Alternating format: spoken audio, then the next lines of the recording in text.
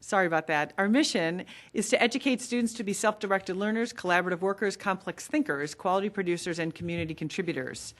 And with that, I will ask Ms. Bell for a roll call. Sure. Board members present: Susan Crotty, Susan Price, Terry Fielden, Jackie Romberg, Kristen Fitzgerald, Mike Gensch, and Donna Wankey.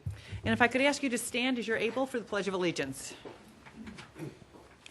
I pledge allegiance to the flag of the United States of America and to the republic for which it stands, one nation, under God, indivisible, with liberty and justice for all.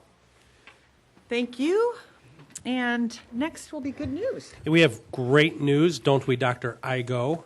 Congratulations to Christine Igo, who recently successfully defended her dissertation at Aurora University. And she has a little cleanup work to do and be done, but congratulations to Christine. That's good news. Awesome. That is great news. Sounds wonderful, wonderful. And in every public meeting, there's a time for the community to come to speak to the Board of Education. And I don't have any slips. Is there anyone in the audience that would like to speak to the Board of Education? And just in case someone's at home and wondering, if you're speaking as an individual, you would have 3 minutes to speak, or as a group, 5 minutes. So we will move on without any of those. Student ambassador, I just saw an email. One of our student ambassadors went home from school ill, but I wasn't able to read the whole email. And with that, we'll not worry about the other ambassador. We'll go to, yeah, exactly. We'll go to the superintendent staff school report. I think they're both pleased you didn't say which one went home. So that's right. They both get credit. That's right. Okay. Provided for the board in board docs, update on 3 items. First, as the board's aware, we're really far into the budget calendar and the budget cycle for the upcoming school year. And so I've provided for you as a review the tentative schedule for moving forward with the budget proposal. So we will establish the public hearing date and put the tentative budget on display on April 20th at our next Board of Education meeting. We'll have continued conversation regarding the proposed budget at the May 4th and May 18th meetings with schedule for action on June 1st at the June meeting. We have been working hard as a cabinet reviewing budget proposals, and historically our increase has been about 3% in expenditures. Right now we're at about 1.5%. So we've been able to really look at expenditures and costs and bring those down to a level much lower than what we have historically averaged. Also regarding the budget, when we looked at our last 5-year financial forecast, it was suggested and discussed by the Board of Education for us to consider looking at a balanced budget policy. We reviewed current policy 410, which includes a statement: to the extent possible, the tentative budget shall be balanced as defined by the State Board of Education guidelines. And as we continue to work with the Illinois Association of School Boards policy consultants, there are very, very small changes that are recommended, mostly just language cleanup for that particular policy. I think that policy suffices at this point, but would welcome any input from the board if you'd like us to look farther or any additional clarification when we bring that policy forward for further consideration. But the current policy does address the recommendation for the coming forward with a balanced budget. And then at our next meeting, we will spend a little bit greater time than usual spent looking at our investment reports. As you recall, back in October, the board approved our administration's recommendation for 2 new long-term advisors.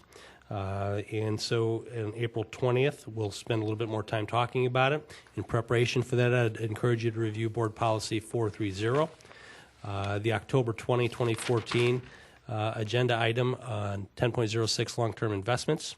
And December 15, 2014, item 7.02. Item 7.02, if you hadn't had the chance to look at it yet, includes in there where our investments were made with the new advisors and what the status of those bonds were at the time of purchase. We've seen some downgrade, some significant downgrade of a couple of those that were invested in, so we'll have further consideration and conversation about that at our next meeting. So that's all I have for this evening. Comments or questions on those few items? Anyone? Sure. So under the balanced budget policy, it refers to the extent possible, the tentative budget shall be balanced as defined by the State Board of Education guidelines. Is that something? Pretty simple definition. Okay. Help me with it, Brad. The revenues budgeted do not exceed the revenues expended without any transfers in all funds. Right.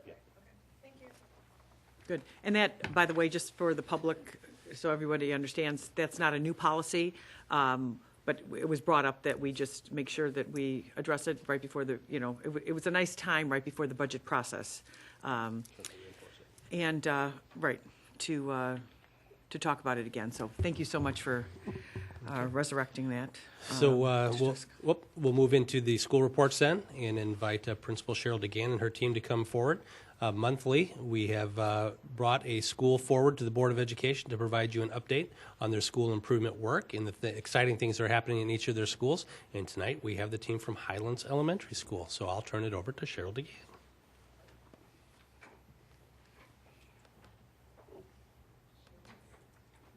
Two blue lights, or three? Do you see three blue How's lights? that?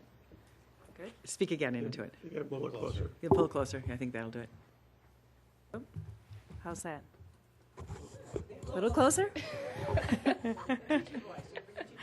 Oh, I don't think you want to hear that. There. We'd like to thank you for letting us come today and share some of our work that we've been doing. Next to me, we have Kristen Cummings, our assistant principal, and Stephanie Birch, who is our learning support coach. So as you all know, last year we were a school in transition, and not for a reason we chose. Our priority was to take care of each other, to take care of our students, and to come together as a community. From this, we've managed to come out with a positive, focused staff.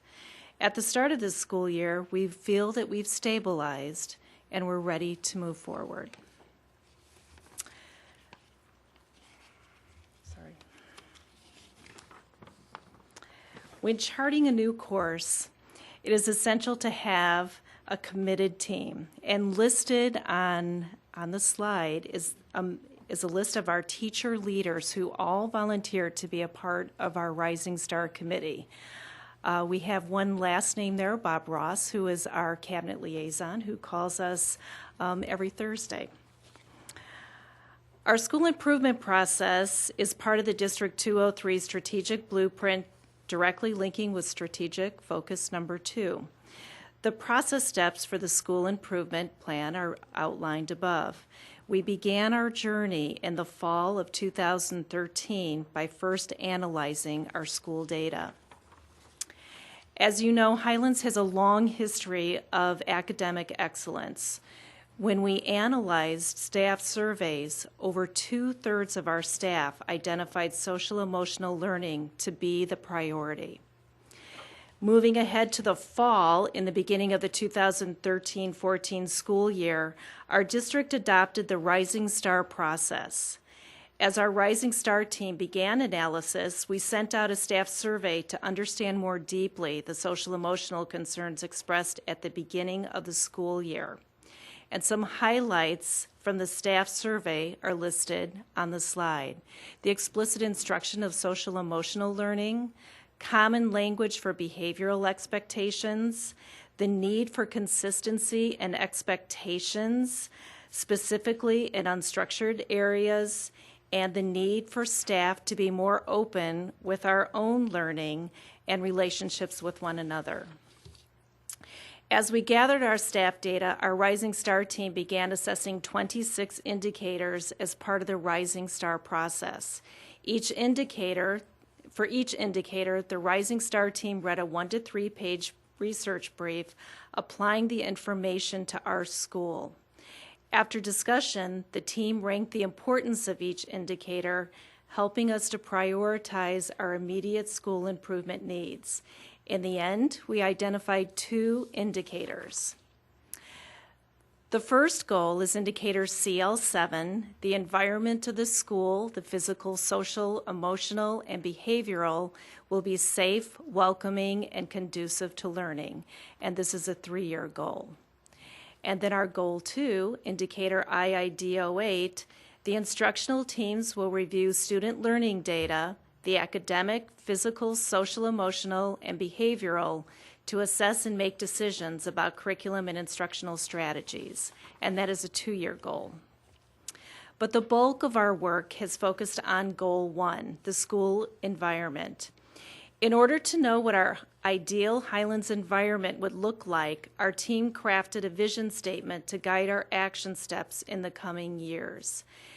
And on the slide is listed our vision statement with important words bolded. You can just take a look at that just for a second. And next, please.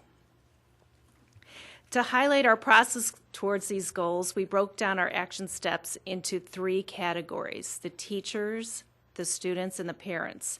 And I'd like to just highlight some of our accomplishments. First and central to building a strong, trusting community was our study of mindset. We chose this book realizing the importance of a growth versus fixed mindset in our relationships with our colleagues, our students, and our parents. To address our staff's concerns for consistent language and behavior, we organized these expectations amongst 4 values: respectful, responsible, safe, and kind. Using these core values, we were able to identify expected behaviors for unstructured areas in our building. These are listed in the hallway chart at the bottom right.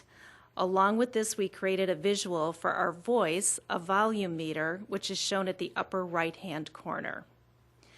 To finalize our summer work, the team decided on the theme of a hero, a Highlands hero, where each student and staff member can strive to be their best. One of our team members created a logo which is right underneath the mindset book, and hence our whale tail was born. We were going to wear our staff t-shirts, but we do have staff t-shirts with it, which are really nice. Next, our students. After the explicit teaching of these Highlands Heroes core values, our focus turned to how do we recognize these values in practice, wondering how could we intrinsically support these core values within each of our students. One way was to allow our students to lead the initiative. Students from Safety Patrol, the Student Advisory Board, and the Highlands Heroes St. Baldrick's teams created daily morning announcements highlighting our core values. To recognize students demonstrating exemplar core values, we created a blue Highlands Hero sighting slip, and individual classes could earn golden whale tails. We at Highlands value the partnership that we have with our parents. To inform our parents of our core values and the Highlands Heroes theme, I created a short video clip for a curriculum night presentation. In November, our parent coffee focused on growth mindsets and social emotional learning. We also wrote articles on social emotional learning and mindset for our Highlands Happenings newspaper.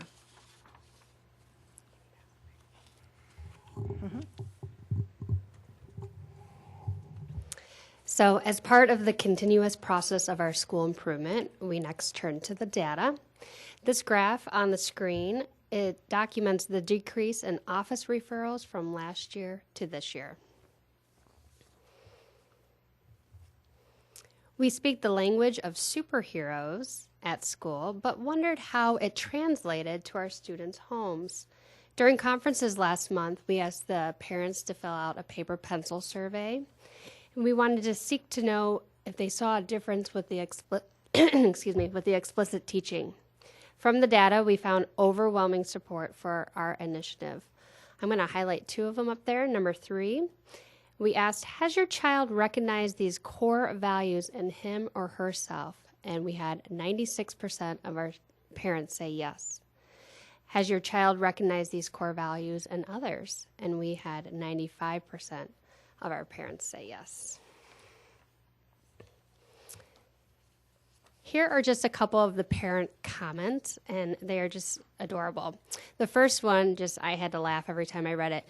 She's created her own whale tails at home to hand out to family members, even a golden tail for when the whole family does something. The next one talks about they're excited to be caught being a hero. It's clear these are values she and the school cherish, which match our home values. This is a clip of our ELL teacher, Lindsay Bach, sharing her thoughts on the core values. So I began the year with some core value anchor lessons where the kids explored the language and also what that language meant to us. So when we talked about core values, we had consistent ideas of what it meant to be safe, kind, respectful, and responsible. And through those activities where the kids modeled exemplary behaviors and took some freeze frame photos of those behaviors, they were able to take ownership of our core values that we would be referring to throughout the year. So in my teaching throughout the year now, I've been able to give really positive, specific feedback to my students when I see them using exemplary behaviors and demonstrating those positive behaviors of a Highlands hero. I'm able to give them that specific feedback of what core value they're demonstrating as the Highlands hero. And as we progress through the year, the kids have been able to take on even more ownership of the core values in which they're reflecting on their abilities to demonstrate the core values of a Highlands hero. And they recognize each other and they recognize it in themselves. So I think having that universal language, having the universal expectation of the building has really promoted a nice chance for kids to have some self-reflection on their own exemplary behaviors. So we're very proud of our academic achievement here at Highlands so that we continue to meet the needs of all students. Our second goal, IIDO8, focuses on optimizing our instructional teams to raise student achievement. By implementing the Professional Learning Community, or PLC model, it gives our teams opportunity to collaboratively analyze common formative assessment data, make instructional decisions, and differentiate for the various types of learners in each of our classrooms. As Mrs. DeGan said, this is a 2-year goal. Projected is our vision statement for Goal 2. The bolded words represent key ideas for this goal.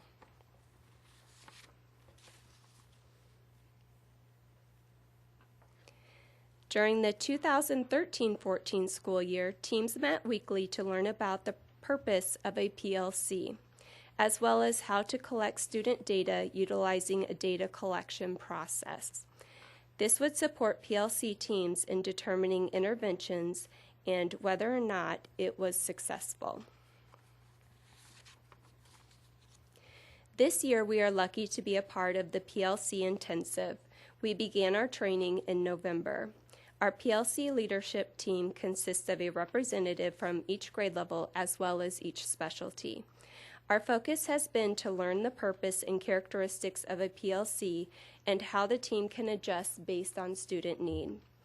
With our staff, we have focused on building a foundation for the PLC process by first identifying the purpose of a PLC, building trust, and defining and practicing roles and responsibilities, establishing working agreements amongst team members, and narrowing focus areas to support student growth.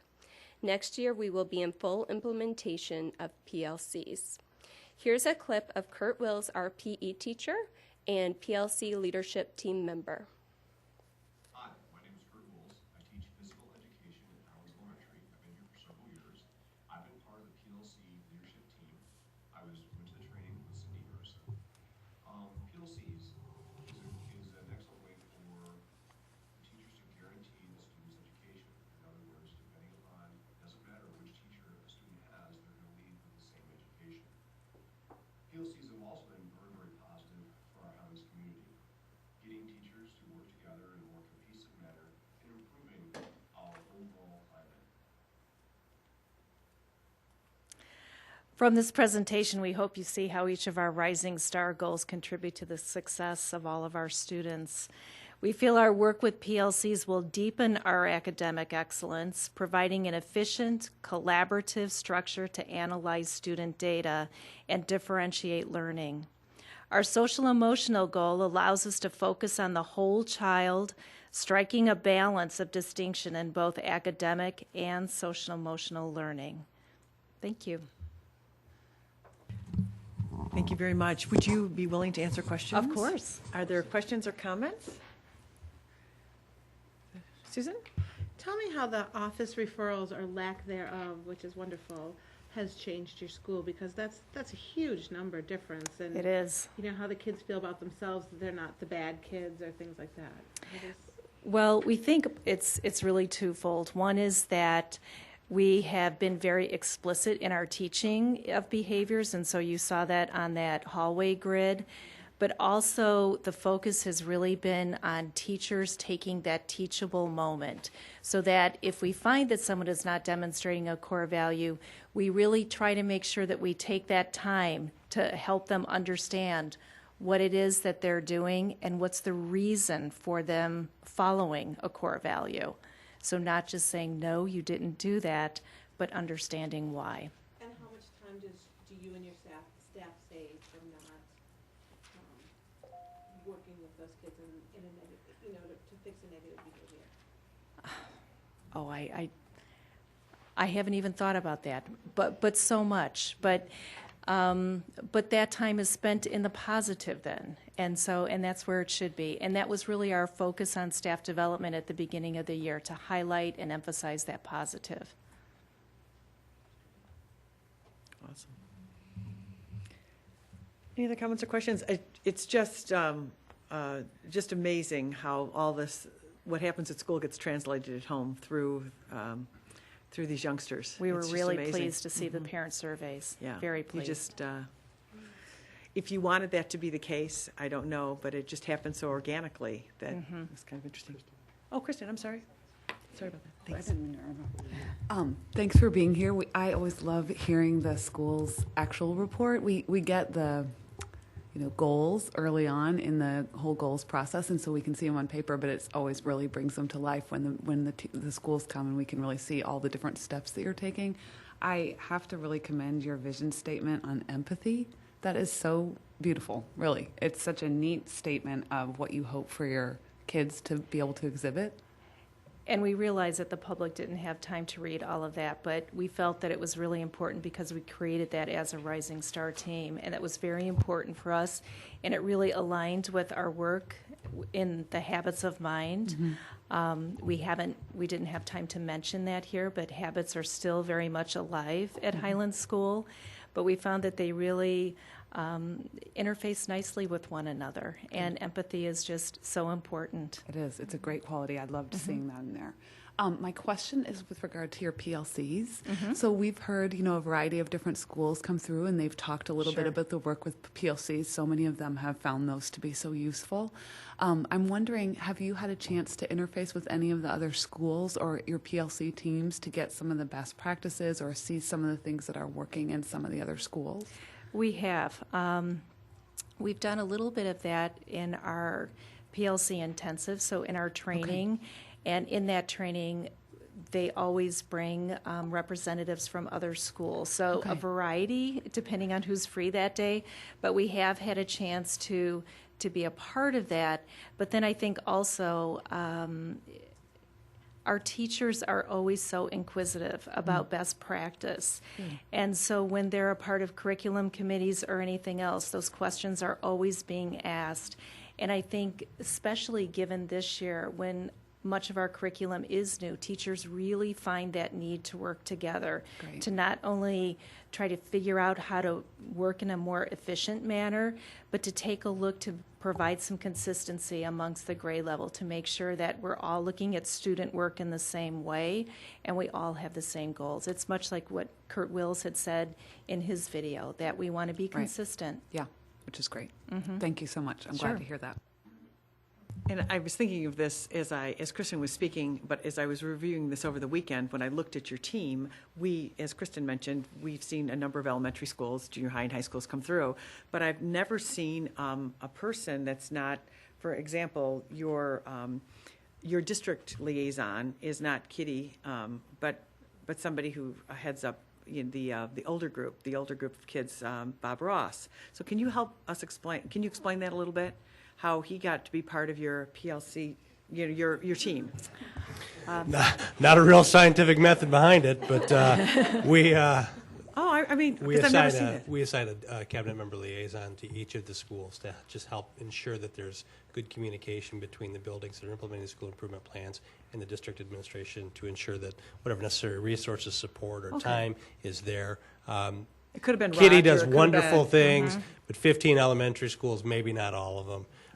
And so we've kind of divided them up that way. Not all of the cabinet members have them.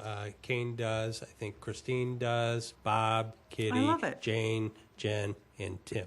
So I love it. It's awesome. It's really, he's been a mentor for us and our vision, really, even though Bob schedules a weekly 7:30 Thursday meeting with us, and even if we haven't had anything new to report, there's always something to talk about. So it might relate to some other initiative that's going on in the district, but Right. it all fits together as far as school improvement and school vision.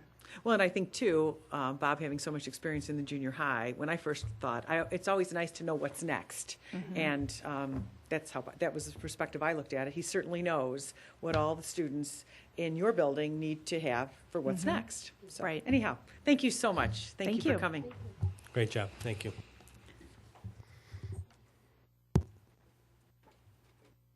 I don't know when we'll be through the whole cycle. It was almost 2 years, right? Next year. Yeah, next year, but it was started last year, and so I certainly enjoyed them. So.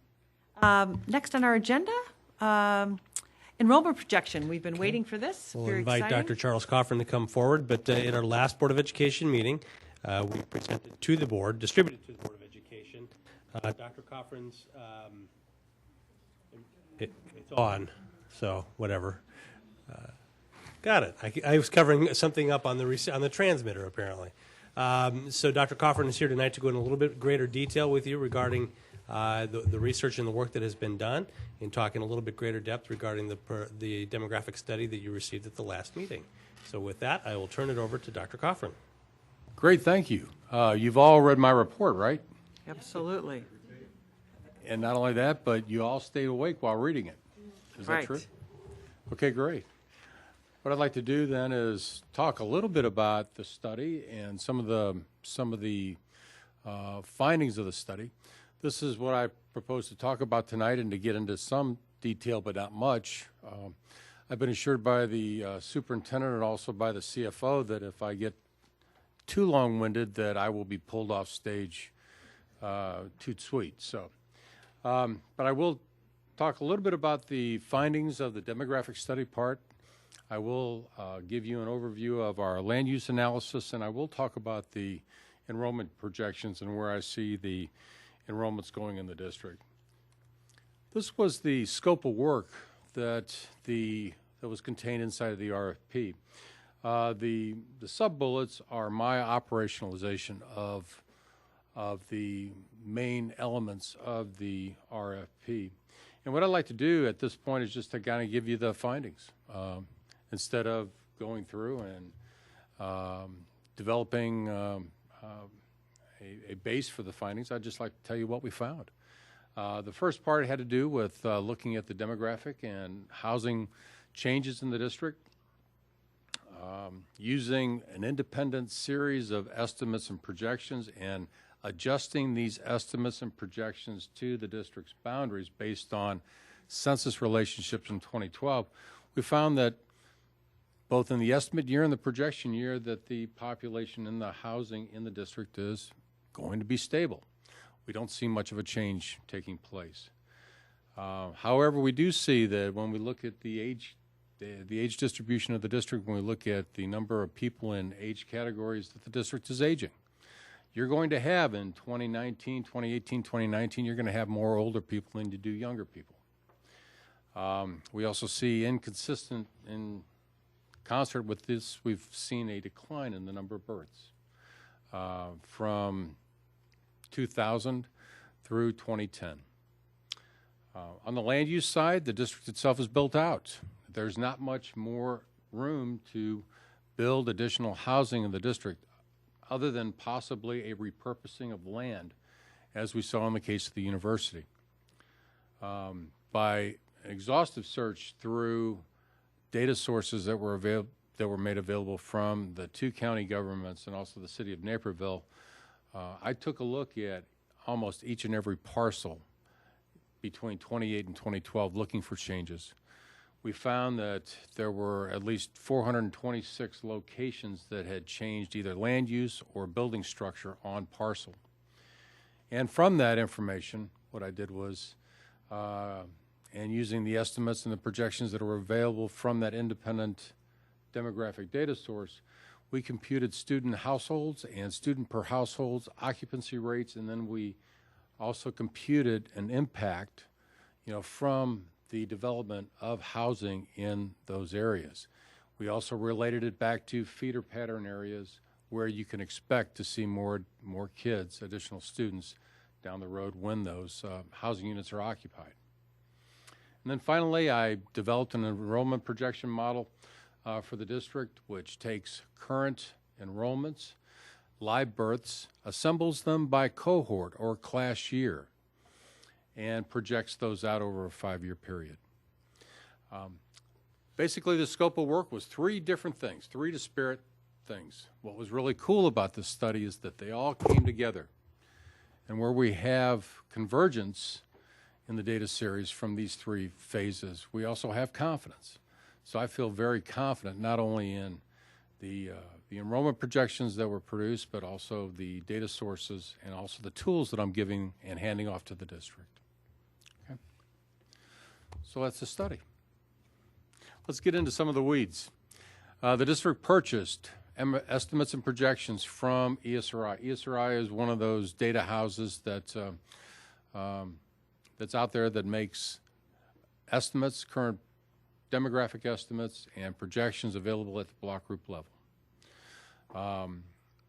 Block group geography is very important. It's better than zip code geography in that you can achieve some level of granularity in the estimates and projections that allow you to place changes that are taking place in school district geography. And we do this at the sub-district level. So the same geography that went into defining census blocks that gave rise to block groups are also used by the Census Bureau to develop school district boundaries. And from this, I was able to allocate back to the district boundaries based on 2010 relationships among these variables the numbers of people and also the number of housing units as well as households that are being estimated and projected into the future. Here are some of the key indicators that were developed in the study. I'd like to direct your attention to the population non-family households. As you can see, there's not much change going on the population side or in population households, but looking at population non-family households, which include single-person households and also people living together in a household relationship that aren't family, that aren't related, we see not only an estimated change that's far and above, higher than the rest of the changes that have been noted, but also we see the projected change, which is also almost double what we see estimated between 2010 and 2013. Likewise, you would expect the total number of non-family households to increase, and we also see that increase as well. Between 2010 and 2013, about 2% increase in non-family households. And between 2013 and 2018, it's projected that that number will increase by another 3% or so. This is very important. Non-family households are another indicator of aging in the district. What happens typically in the life of a household? People get married, people tend to settle down, they have kids, they experience empty nesting, and then perhaps a spouse dies or transitions to the next life. These are very important indications that, again, we're on the right track when we're looking at an aging district.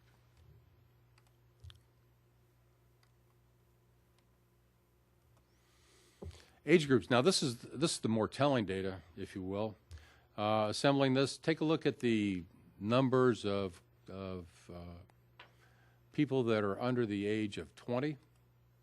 In this first group, you see quite a bit. You see negative percentage changes, both estimated and projected. This is an interesting finding, though. Between 30 and 39, it's expected that the number of people in the district will increase. Noted that the number estimated 30 to 34 is 12.5% in the 2013 to 2018 time frame. That's expected to go up to 16.1%. Now, what's important about that age group?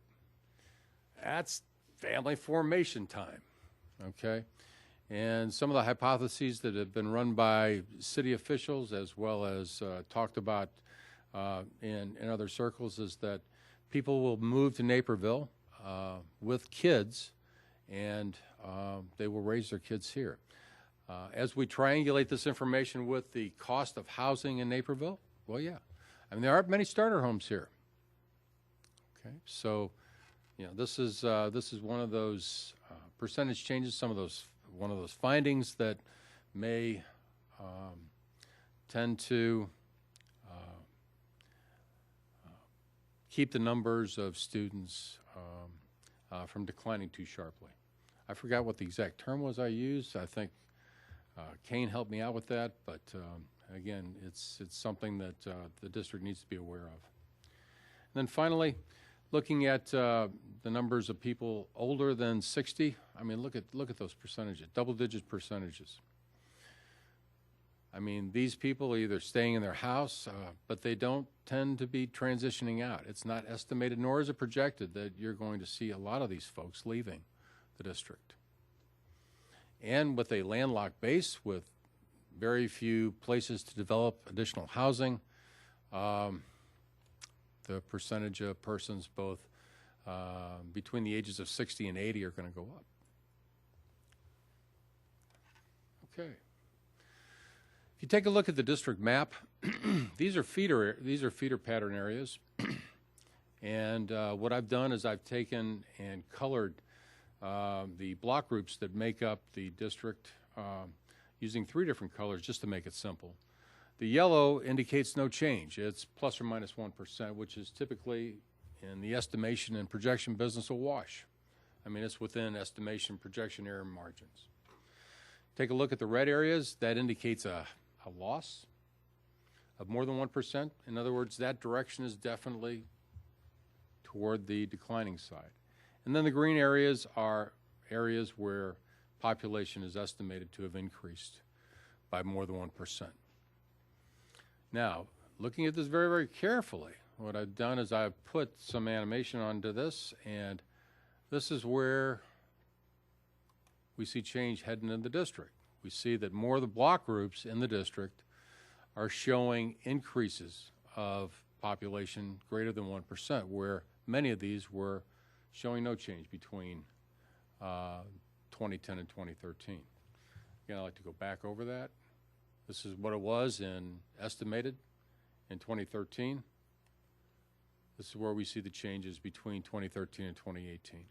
You see more green areas. Okay, see more green areas. And these, the block groups with the hedge patterns are the areas that we're seeing change happen in. I described some of these areas in the report, along with designating them with their feeder pattern areas. You can see that some of these are, they're well understood as areas where change is happening and population is increasing.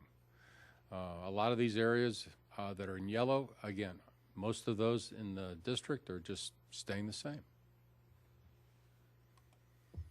Diversity. This was another item in the RFP that was proposed. ESRI has come up with a diversity index. It is a number on the scale of from 0 to 100, 100 being the most diverse block group area, and 0 being no diversity. And what this means is it's the probability that if you were walking down the street and you met somebody along the street, that person would be exactly like you or exactly different from you. This allows the comparison of I believe it's 5 or 6 different race groups and the Hispanic ethnicity group all at one time. So these combine to produce a diversity index. On this particular map, we're seeing in dark blue and the green areas very little diversity. Very, if you want to think of it as commonality between people. Those areas in orange and red are more diverse areas in the district. You can see what happens in 2018. The blue areas become less, the green areas become a little bit more, and we see more orange and red. And by taking one index and subtracting it from another for each of the block groups, this map shows where we would expect more diversity change to be occurring. The red areas are where diversity is going to change more, along with the orange, and the blue and the green areas are where diversity is going to stay pretty much the same as it is.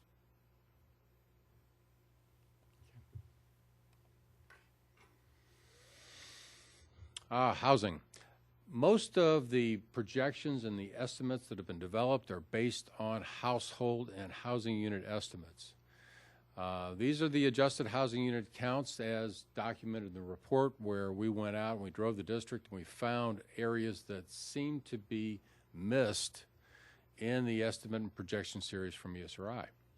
As you can see, using the yellow, there really isn't, the yellow indicates that there really is very little change between 2010 and most of the district. However, there are some green areas where housing is developing. And the red areas indicate the block groups where housing has declined. Now, if you look very, very closely, you can see, based on the projections, where housing is expected to develop. As you can see, more green areas. We would expect more housing developed in those block groups that are shaded green. You could see that in the northern part of the district, it changed from red to yellow. And again, we have evidence that there is going to be some housing development in the southern part of the district as well. So again, I'd like to go back over that. This is what was estimated between 2010 and 2013. And this is the change between 2013 and 2018.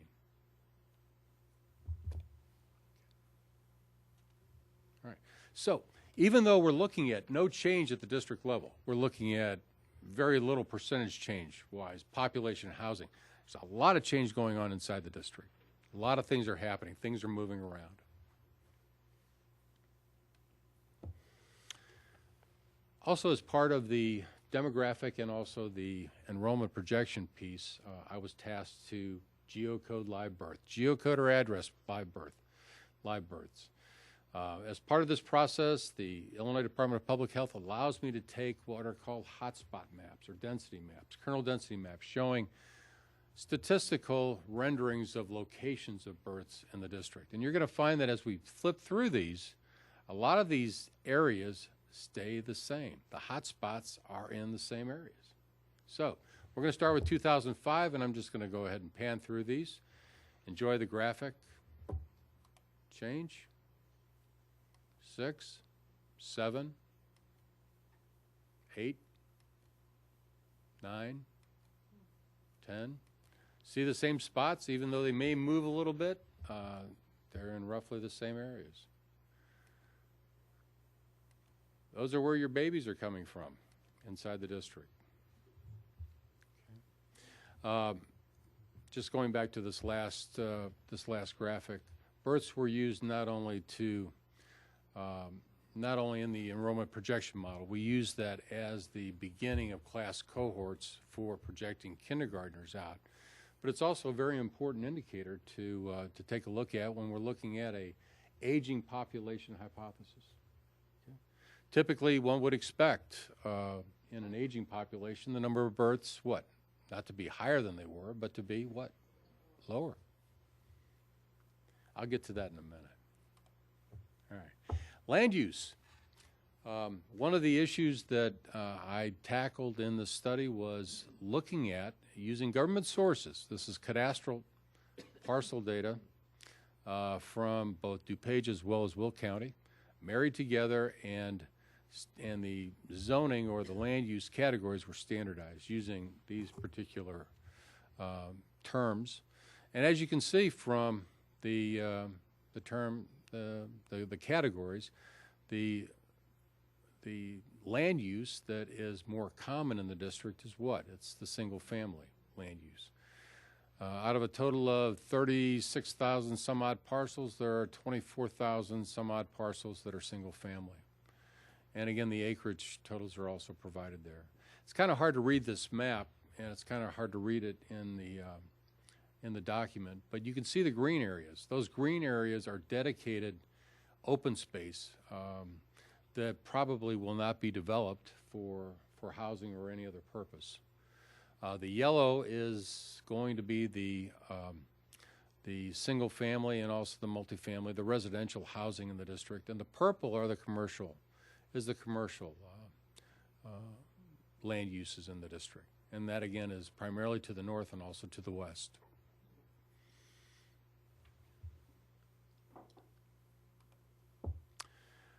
This is really cool.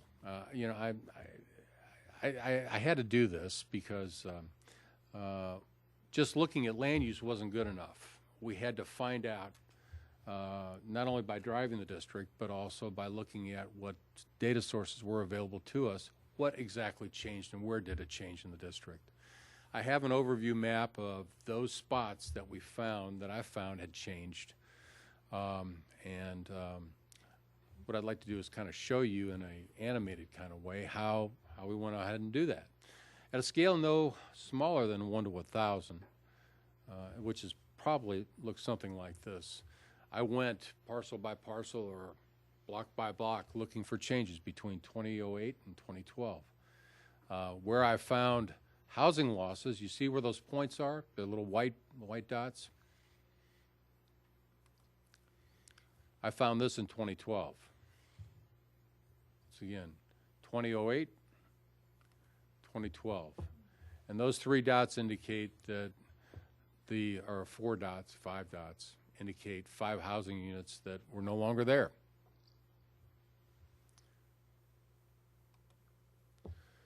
There were also additions. You see that green and that right in the middle of this particular picture, there's a dot in a shadow of a forest stand. That was what was there in 2008, and in 2010 or 12, it was that.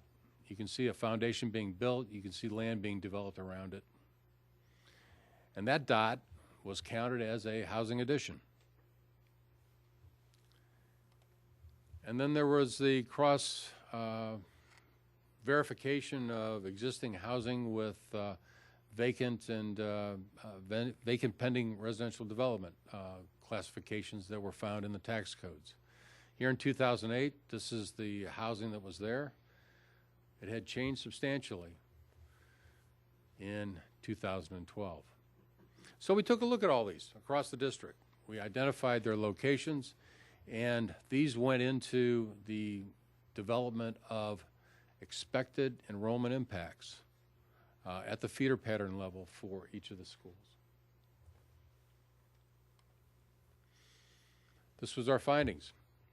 The ones that were, the map is showing you the locations of where these changes had taken place. The 2 tables indicate the number of units that were found, the building counts that were found as part of this investigation process, and the table in the bottom showed the 199 planned housing units or potential housing units that we found, not only by driving the district, but also in this process of looking at 2008 and 2012 data. We were able to associate these dots with block groups, and we were also able to identify inside the block group which feeder pattern area or which unique combination of elementary, junior, and high school areas, okay, these housing units would impact and what schools' enrollment impacts would be experienced. We did this for the entire district. These are the block groups that we found housing additions. what's really cool here is that we took 2013 enrollments. We developed student housing numbers of student housing from the addresses that were reported in the school district's administrative system. We were able to develop student household occupancy minimums and maximums, student per household. I mean, how cool is that? We're able to develop student per households based on student households, and then from that a projection of the number of students, both low, that is if only the minimum housing occupancy prevails, or if every housing unit developed would have students coming to Naperville 203 schools. And we were able to associate feeder pattern areas with these. This is awesome stuff. What we were trying to do initially was to duplicate or replicate the Eiler study back in the 1990s, where Eiler, and I don't know how he got it, but he did, that consulting firm came to Naperville, and what they did was they looked at building types, number of bedrooms, and they projected the number of students from those bedrooms. And that information went into a lot of municipal codes throughout the state, looking at impact fees and other ways of mollifying enrollment impacts. We did something even better. That's this. Have student per households and also occupancy ratios. Oops, I'm sorry. Okay, so that was the land use part. We found the 426 or so land uses that had changed. Out of that, we're looking at 199 or 200 or so additional housing units and sites for housing that the district can expect impacts. We were able to associate that with feeder pattern areas and give you a projection of the number of students once those housing units were built out, the number of students that would come from those houses. And I came up with a range of 144 to 617. Now, you know, on a base of roughly 16 or 15,000 students, that's not a whole heck of a lot. But when you look at Steeple, okay, where you have 165, okay, and if you look down there, you know, you're going to have some impacts there. You're going to have to figure out what to do with those kids.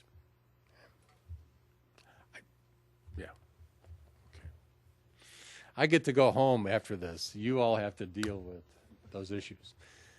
So, we found, once again, in summarizing the land use part of it, you know, hey, not much change going on. We talked to Bill Novak over the city of Naperville. He said, you know, tear downs, they used to be popular, but we don't see a whole heck of a lot of those. It's sporadic at best. We find developers very cautious. They're not buying up large tracts of land from either existing homeowners and bulldozing them, but rather, you know, they've got land out there that's been sitting for a while. Okay, as some of the pictures show in my report. So, you know, you can expect some, but not a whole heck of a lot. There will be some impacts inside the district, though, that you'll have to deal with. So, having said that, we transition now to the enrollment projections. I use a cohort component method, which assembles kids by their class, their matriculating class. Give you an idea, my older son was born in 1984. Boy, that's dating me. Wow, a long time ago. He graduated from high school in 2003. Okay, the kids that he started with pretty much were the kids that he finished with. And that's the basis of a cohort component projection model. Every school year, you have 13 different cohorts going through the system, the school at the same time. Okay, they all have different starting points. They may have different ending points, but you may find along the way that there are significant and consistent jumps in between grades.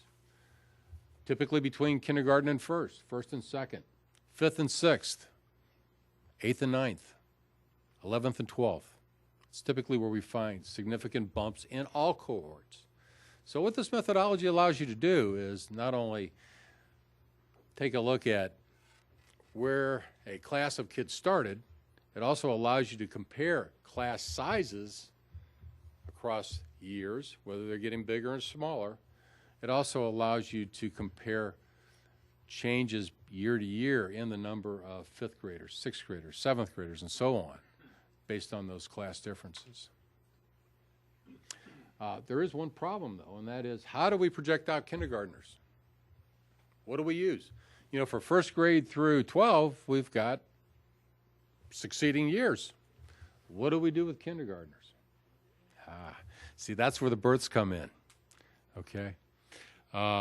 So, as part of the study, a very, very important part was the geocoding of births over a 10-year period, which allows us 5 years to project out from previous 5 years, and also the assignment of those records that we couldn't match, okay, to feeder pattern areas. And I'll plug the guy that helped me with this downtown after my presentation, time allowing. Boy, Bob Ross is really coming up big in this meeting, isn't he? Wow, there he is, okay. So, what we did was, you know, for K through 12, and for each feeder pattern area, I developed a projection. And then what I did was I simply summed those to buildings for K through 5, 6, 7, and 8, and 9 through 12. And of course, the district projections are provided here. They are summed from all feeder pattern areas and projections of K through 12 in those feeder pattern areas. As you can see, I developed 3 different series. That's because statisticians don't like to be nailed down to any one particular number. That way you can say, hey, you're wrong. Well, I'll give you a range here. I developed a average of cohort survival ratios over the last 4 academic years. I chose the midpoint of the median as a way of projecting out, and I also used the last 2 years, 2013 and 2014 enrollments, to create what is called a snapshot enrollment projection, which takes us out to 2019, 2020. Which, as you can see in this particular graph, the snapshot is higher than the other 2. You had a good year last year. Okay. Oops. Now, consistent with our aging community hypothesis, look at the direction of our live births. Back in 1999, 2000, and what you have on the horizontal axis is the kindergarten cohort. We started out with over 1,200 births. That had fallen by 2014 to 732 births. That's a difference of 500 on 1,200. That's about a 40% or so decline in the number of births from 1999 through 2009 or 2010. In 2015, they started to move up a little bit. Okay, that is coming off of births that were geocoded for the 2010 calendar year. Well, you know, taking a look at what happened in 2013, which would be 2008, 2014, 2009, what was going on back then? We had a housing problem, didn't we? We had financing issues. We had a depressed economy. Well, what's happening in 2015, it looks like the numbers are going up a little bit. And we'll be able to extend that red bar out with the availability of 2011 through, hopefully, 2014 data this year. How do births project, or how well do they track with kindergartners? This is amazing. Okay, back in 2005, this is what I would expect. Okay, you've got more babies born in the district than you have going to public school, kindergarten. Well, yeah, you'd expect that. You'd expect a good school district to maybe get 70% of the kindergarten market, you know, with all kinds of programs and outreach. Look what happened in 2006, 7, 8, and 9. Wow. Those lines are almost on top of each other. Where that relationship once again is restored in 2009. In 2010, you had more kindergartners than you had babies you had more births than the number of kindergartners. But look what happens in 2013 and 2014. I mean, kindergarten students are taking off, births are still going down. What would explain that? Huh? Economy, and if they're not being born here, they're being moving in. That's right.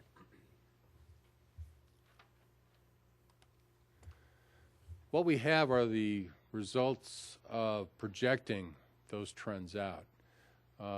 Again, the top line, the top 3 lines are the projection series. The top line is a line that shows that, you know, you did you did really well over the last 2 years when it came to kindergarten students. The births were probably, they're pretty much the same throughout the projection interval. What we're going to do with additional birth data is to move these red lines. We're going to keep the one red line the same, and we're going to move the other one out. We'll use empirical data to modify those projections.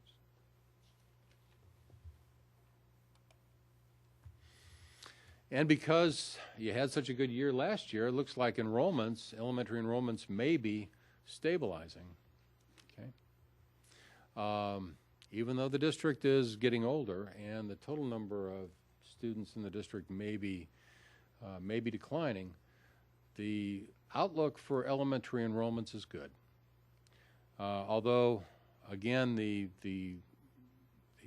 2 series of projections that are based on statistical renderings of cohort survival ratios are showing kind of flat lines. Based on your 2013 and 2014 enrollments, the numbers are pointing upward. But taking a look at junior high school, those trends are going downward. Okay. Before they start to go up, we're going to have to move outside of the projection interval into the 2020s before we start seeing a J-ing out and perhaps the impact of more elementary students moving into the junior high school grades.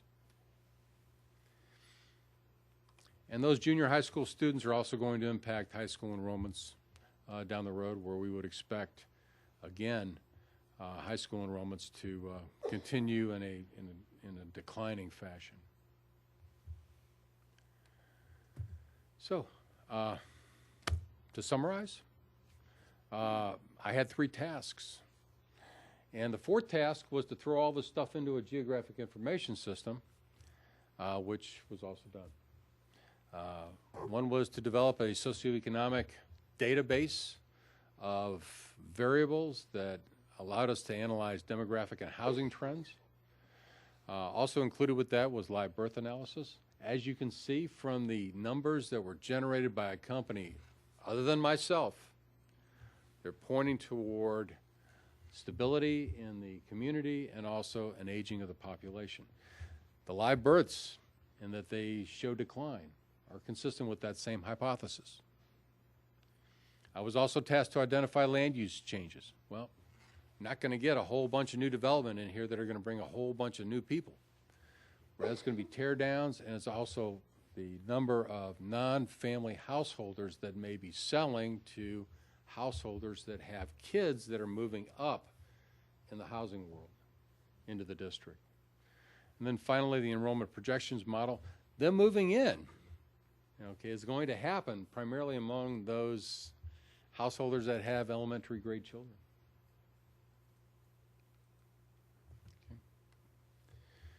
Okay. Here's some more of the trends. This is also summarized in my report. Once again, I think what's also interesting is that your estimated and projected housing values are going to increase, although I haven't adjusted that for CPI or anything else. I mean, CPI, all that is flat anyway, but it's being estimated and projected by this independent house that they're going to increase. Also, diversity in the district is expected to increase, and that diversity is due to, again, that aging of the population. The district is built out. The teardowns or replacement housing may occur sporadically, onesies and twosies here and there. Your developers in the district are very cautious when it comes to developing new houses that they put on the market. They would rather have a buyer first and develop that house than to simply build. And then from those parcels that we identified as that will have new housing on them, we would expect student impacts anywhere from 144 to 617 students district-wide. And we're still looking, though, at a decline of between 5% and 8% from now until 2019. It's not going to all come at the elementary level. It's going to come at the junior high and the high school levels. And that's because these class sizes are smaller.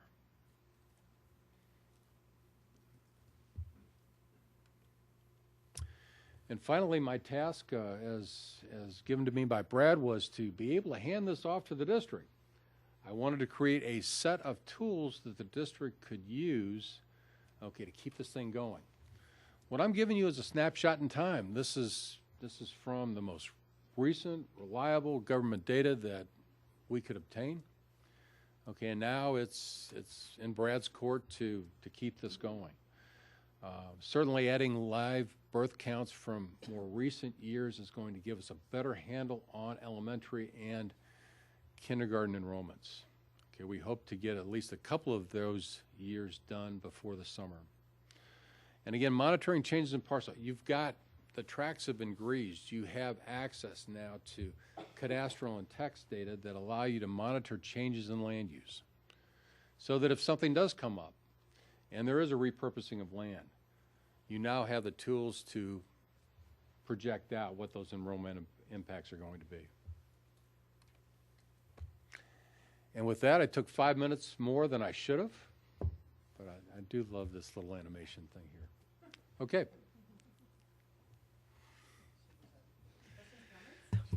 I'm sorry. Susan? I think a couple of things. I think that, you know, looking at what's going on nationally and what we can read about in education journals and even what's going on in the county, declines in younger age groups, increases in older groups, the decline of births, and then diversity, you know, those things seem to be trending nationally as well. Considering that, did you find, two questions, did you see any surprises in here? Did you see any surprises in the community that you wouldn't have expected looking at national norms? Yes, I did. I expected, quite frankly, a larger Hispanic representation of the community. I also expected the estimates and projections to show increases, greater increases in diversity than what I found. I also expected there to be larger changes in the number of teardowns, the number of households moving into those. Yeah. I was really surprised by that. Just touring around the downtown area, which has been coined Tear Down City in the district, I was expecting to find more of that throughout the district. The births in the district are off dramatically when compared to other districts, closer into Chicagoland, in the suburbs. I didn't expect to see as much of a decline. However, I also did not expect to see possibly a jaying out and mediating of this trend where births now may be going up. This is not births among, this is not the firstborn in the household. This is the second and the third child. And then when we did the land use, I was really surprised to find that your average number of kids coming from student households is over 1. It's closer to 2, 1.86 students per student household. Now that's fairly high, and it goes as high as 2, and I think there's a couple feeder pattern areas there where it's over 2. So. And my second question is, did that answer the first one? It did, thank you. Okay. My second question is, if a new city council tomorrow, you know, comes in when they're seated and says, we've got to increase multifamily housing in this community, and we're going to add apartment complexes and build up businesses along Washington, which nobody has planned to do. But if there were an increase in multifamily housing, would we see an increase in students? And is there any kind of pattern associated with that? Do you see, I mean, is there any way that we can project in those kinds of changes? Because it looks like your projections are based on if things stay pretty much the same, this is what it'll look like. If there's any dramatic change, which that would be the only dramatic change that could really happen, is an increase in multifamily housing. Well, okay, to answer your question, or part of that, there was a part in there that says, can we do this? And the answer is absolutely. You can take your existing students from multifamily housing, you can develop a student per multifamily housing unit ratio and then apply that to the number of units expected to go in. Okay, which would really, the tools are here to do it. But Did doesn't I, that depend on the type of multifamily housing as well? Aren't there different kinds of multifamily? Oh, So sure. if you see, federally funded Section 8 housing, you're going to get a different count than if you see high-end luxury apartments, commuter apartments. That's going to be a different. Is there a difference in that as well? I did not refine the analysis down to that level, but absolutely. I don't think that there aren't that many multifamily housing developments in Napier. I think we found 46 or so. I don't know why that sticks in my mind, but that was the number coming off of the tax rolls. But if something like that does happen, I mean, if a large multifamily development goes in, and if you're expecting lower income or low mod, that to be low mod housing, then it will have an impact. Based on the tools, and again, the strategy and the methodology here, you could project out exactly what those impacts would be. Yeah, you're absolutely right. There's also multifamily for elderly. I mean, I would expect to see some of those, but that's not going to have an impact on yours, your task environment. Okay, thank you. Sure. Susan? So since I've been sitting on the board, this is my third demographic study, and they've all been just a little bit different. And they've all kind of used different methodology. And how do you see other people using them to guide their decisions? If you were sitting here and you learned that today, what would you do with that information? With the other two, Besides- I get rid of it. I put it on the shelf. Not mine, though. Mine's not designed to be put on a shelf. Mine's designed to be used. And if you don't update it, I'll tell you what, you may as well put mine on the shelf as well. That's the information that goes into it needs to be refreshed. I can give you a point in time. I am no crystal ball gazer. I am not a futurologist. Okay, I can tell you what it is based on what we have right now, where the trends are going. It's up to you. Since this was data-driven, and that data can be replicated. It's one of the key points in this study compared to the previous two. One is that it is kind of a working or active live document, and in our agreement with Dr. Coffran, we continue to maintain the option to have an ongoing relationship with Dr. Coffran, as we didn't with the two So previous we won't have to studies. redo them. They'll The be other thing just- that I would talk about, is his approach, and I talked about it when we presented it. His three projections are not a high, a medium, and a low necessarily. They're based off different scenarios. And you remember, in the total projection, the spread was much closer in Dr. Coffran's study than the several thousand that was projected in other ones. So I think we have heard the level of detail that it has gone into looking at this study that makes it a little bit more meaningful for us. So I'll try to answer the question too. What are you going to do with it? Well, it's hard to say right this moment, but now that we have it and have an understanding of what's in the report, it certainly does give us another data set to be able to think about enrollment projections moving forward. Do we have resources in the right place, students assigned in the right areas? Something that talk about surprises. I don't know if I want to call it a surprise, but it's interesting to see that the quarter of 2019, the live births going back up. Not at a sharp rate, but it'll be interesting to see as we continue to put data and information in the model, does that trend continue? Right. We want to be awful cautious about going too far down the line, saying we're going down 5 to 8%. We don't think about what happens in 2019, 2020, 2020, 21. So I think that the strength and what I like about this model is our ability to continue to put in the more recent live birth data that's available. September 30th next year, when we have a new class of kids enrolled, getting actual enrollment in there and adjusting as such moving forward. This is a working document that will continue to inform us, not just one snapshot that we're done with. Yeah, I like to think of this as we built an infrastructure for a planning process. Right. Yeah, and the onus is this on us to infrastructure maintain it. is the study. We also, as part of this, we took and we were able to refine district enrollment numbers at the feeder pattern at the residential level, to the extent where we got a lot of the ambiguity out of the numbers, and we were able to, there's still some ambiguity there, but we're able to move forward with a projection, the three projection scenarios. So we've actually built a highway or a pipeline or whatever you want to call it. It's the infrastructure for a planning process that is replicatable, that can be done in-house for the most part. The numbers can be put into the model, and that the model itself can be refreshed. Now, is that the same as what somebody else has done for you? I don't know.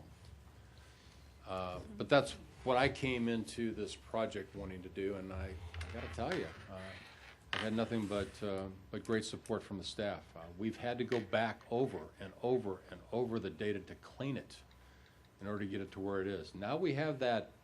Now we have it built. We have that structure built for putting kids back into feeder pattern areas based on residence.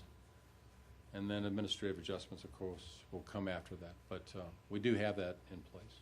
And we also have the agreements, not only between local governments, but we also have a state agreement that allows access over the next 5 years to live birth data, and again is renewable after that.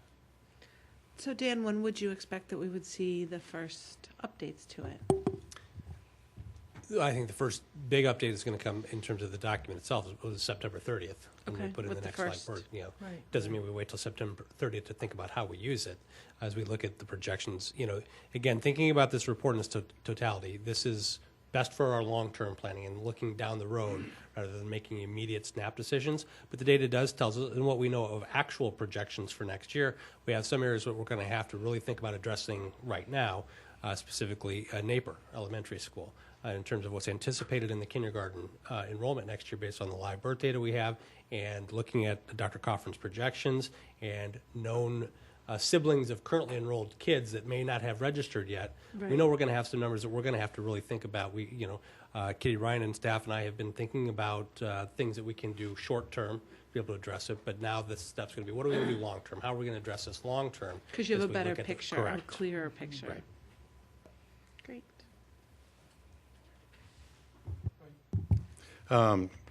I love the data that's in there, but obviously the difficulty is in projections and the assumptions, or as you called it, the aging hypothesis. When I look through here, it seems like the bulk of the projections and the information is based on housing and people aging. You talk about 340 new households coming online during the time frame in question, yet at any given time frame, we have 1,000 to 2,000 houses on the market in Naperville. And I didn't bother looking at how many houses a month are sold, but I imagine it's well into the three figures. It seems like this almost assumes that no one's ever going to leave Naperville. They're going to be 80-year-old group cohort is increasing. And, okay, I mean, everybody's living longer, but people also move out of their 5-bedroom, 4-bedroom, 3-bedroom homes. And is that accounted for, or is that not possible to account for? Are we just going to have to wait? Because anecdotally, well, not even anecdotally, you even pointed out yourself, everything fell off the cliff in 2008. Nobody was moving. Everybody I knew, that even those that were empty nesters, are going, I'm not going to sell my house now. But now that is changing. Now, is there any way to predict that going forward? Is that already in there, or what are we going to do? That's already in there. It's in the projection model. Okay, looking at cohort survival statistics, I can tell you that from grades K through 5, they're all above 1, which means that people are moving in with kids in those grades. Looking at enrollment impacts, that's outside of the projection model. It's outside of that projection model because those are things that are not yet built, or it's housing that may or may not have kids coming with them, coming with the household moving in. I also make a point in the report that basically the only way that you're going to realistically come to grips with this issue is that you got to treat it as a wash. However, those numbers, when they do come into the the school system. Those numbers will be in the enrollments. And those enrollments, okay, will carry forward. So again, in the elementary grades, we've been seeing from grades K through 4 or 5, we've been seeing those cohort survival ratios in excess of 1, where you wouldn't expect that to happen. Also between birth and kindergarten, we see more kindergarten students than babies being born. That's in the model, okay? That's in the model. But taking a look at real estate trends for any particular given year, how many sell to householders that are between 50 and 60 that may have kids in junior high, I didn't get down to that level. I mean, and I saw where the caveats were in there. I just want to make sure I understood. Basically, the bulk of the projections are based on stuff you can actually analyze. It's all data driven. Yeah. No hocus pocus and no smoke and mirrors. I mean, this is based on your numbers going forward. Right. Assembled by and that's what the superintendent asked me, well, why do you think, you know, how do you come to be so certain about your numbers? Okay, well, they're really your numbers. They're Right. based on your data. Your data that's been cleaned, that's been sanitized, that's placed kids back into the areas that they live in. Okay, and because of that, I feel very certain going forward that this is going to be the trend. Now, there may be move-ins, there may be move-outs. That's going to happen. But if there's a consistent trend where you have, see, cohort survival ratios, bad word, it's just simply one number divided by the next year number.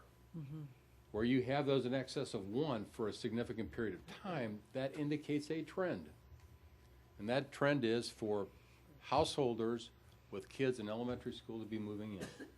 That's the only way that you can explain it. Now, what bothers me is that the number of births. But again, in talking with some of the folks from Naperville and some of the government officials, some of the planners, yeah, this is a higher end residential market. People are not looking for their first house. Thinking about having kids, they already have kids. They've got householders with babies moving in. And that makes a lot of sense. Now, as far as the number of people that are going to be out there that are going to want to hold on, I heard a lot of that too. They don't want to move. They want to stay here. Well, again, we saw that with the projected number of non-family households that is expected to increase, which is really neat, isn't it?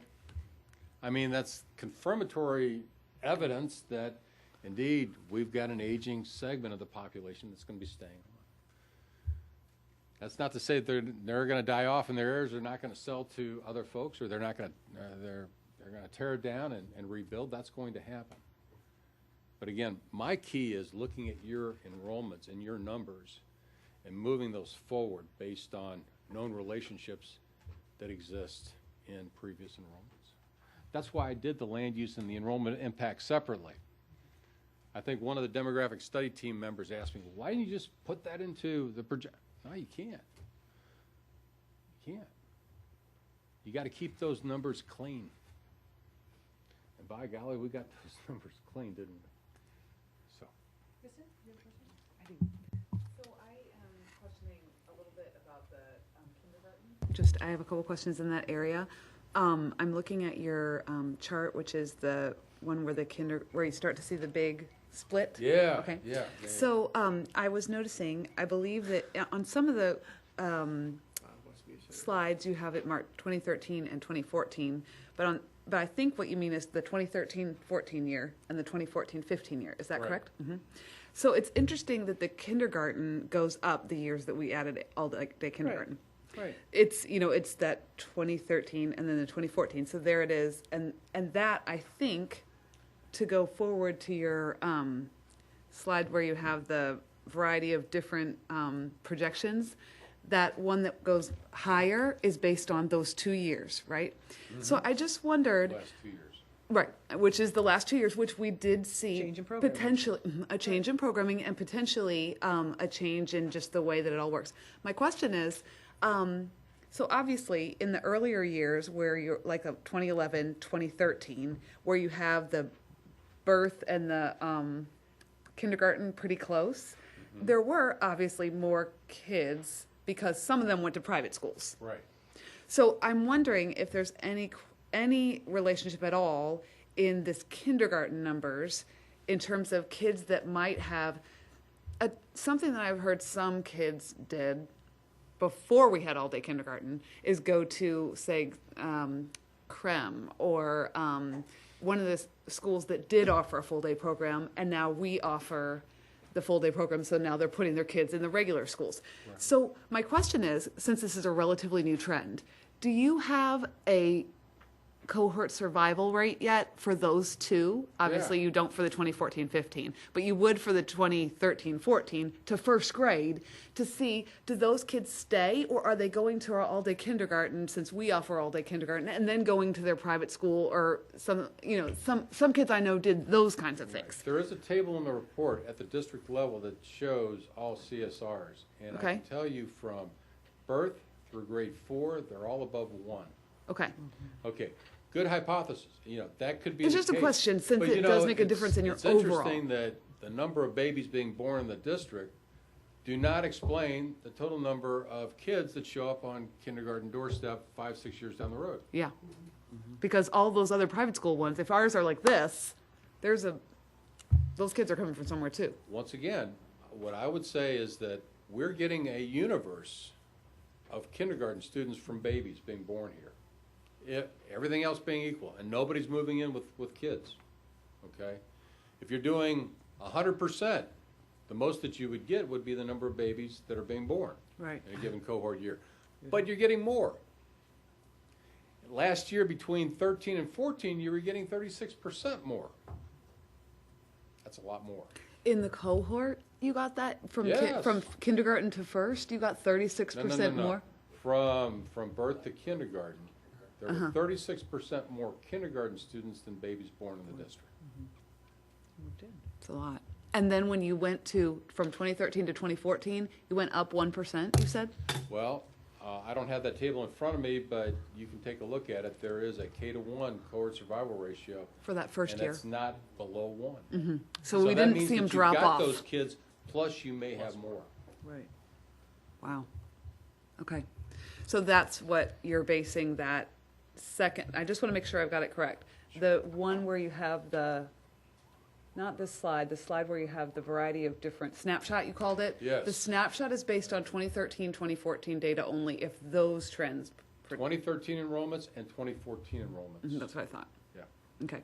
So that's why it's higher, is because of that kindergarten number. And if assuming that those kindergarten people stay and they continue to add 1%. But it's not only the kindergartners.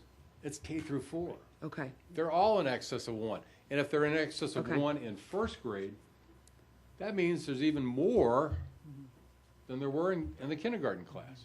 And if they're in excess of 1 and 2, there are even more than there were in the first grade class. So that cohort is getting bigger as you move down the road. Okay, I have a second question, and this has to do with, I know that we have an increasing homeless population, and I have heard anecdotally some of the trends with that population are that they will live with another family, for example, so that like 2 families living in one house. Did you note any trends like that? Indirectly, but not directly. Indirectly, what we did was we identified each and every student household by address in the district. Then we looked at the number of kids coming from those addresses. Okay. That's why your number, and we associated that with the unique combination of elementary, junior high, and high school areas that these kids will go to school. That's where we came up with these student per household factors. Did I specifically segment out the homeless population and look at where they're living? And no, I didn't do that. It would be interesting, though, as the district keeps this model up, to take a look at those student per household factors. Are they going up in certain areas? Or are they going down? To suggest that families could be living together. That something's there. Mm-hmm. Again, you've got the tool and you've got the base data to make these kinds of comparisons to answer those kinds of questions. Mm-hmm. Excellent question. Okay, one more question, and it's with regard to your new group. So I think I understand it that you said this data where we talk about the actual enrollment projections includes no new houses that you were, or no That's right. new developments. So in that new development part, your biggest population change was Steeple Run, that 250 students at Steeple Run. What is the difference between the 50 and the 300? Like, you had the two scenarios. You had one where 54 students came from there and one where 300 students came from there. What's that difference there? What are the factors? Okay. Based on student occupancy ratios. In other words, there's not 100% of district students living Right. in households in Steeple Run. To make this as simple as I can, what I did was I took a look at the current number of households that have students compared to the estimate of the total number of households. They gave me an occupancy ratio of, I think district-wide is like 0.25, 1 in 4, something like that.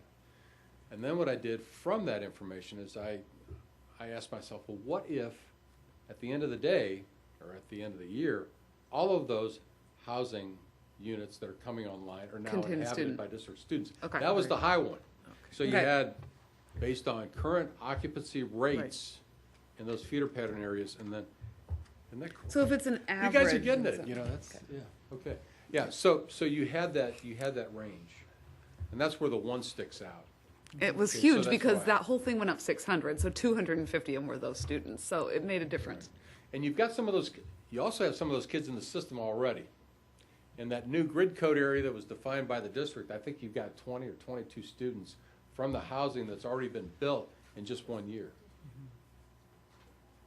So that information is going to be captured in the 2015, 2016, 2017 enrollments, and that'll be added to the model. Thank you. Donna? I was looking, thank you for all your detail in your report. I was looking at the more comprehensive 176-page report that you gave us, and starting in the middle of there, like page 77, you give a breakdown of each of the elementary schools.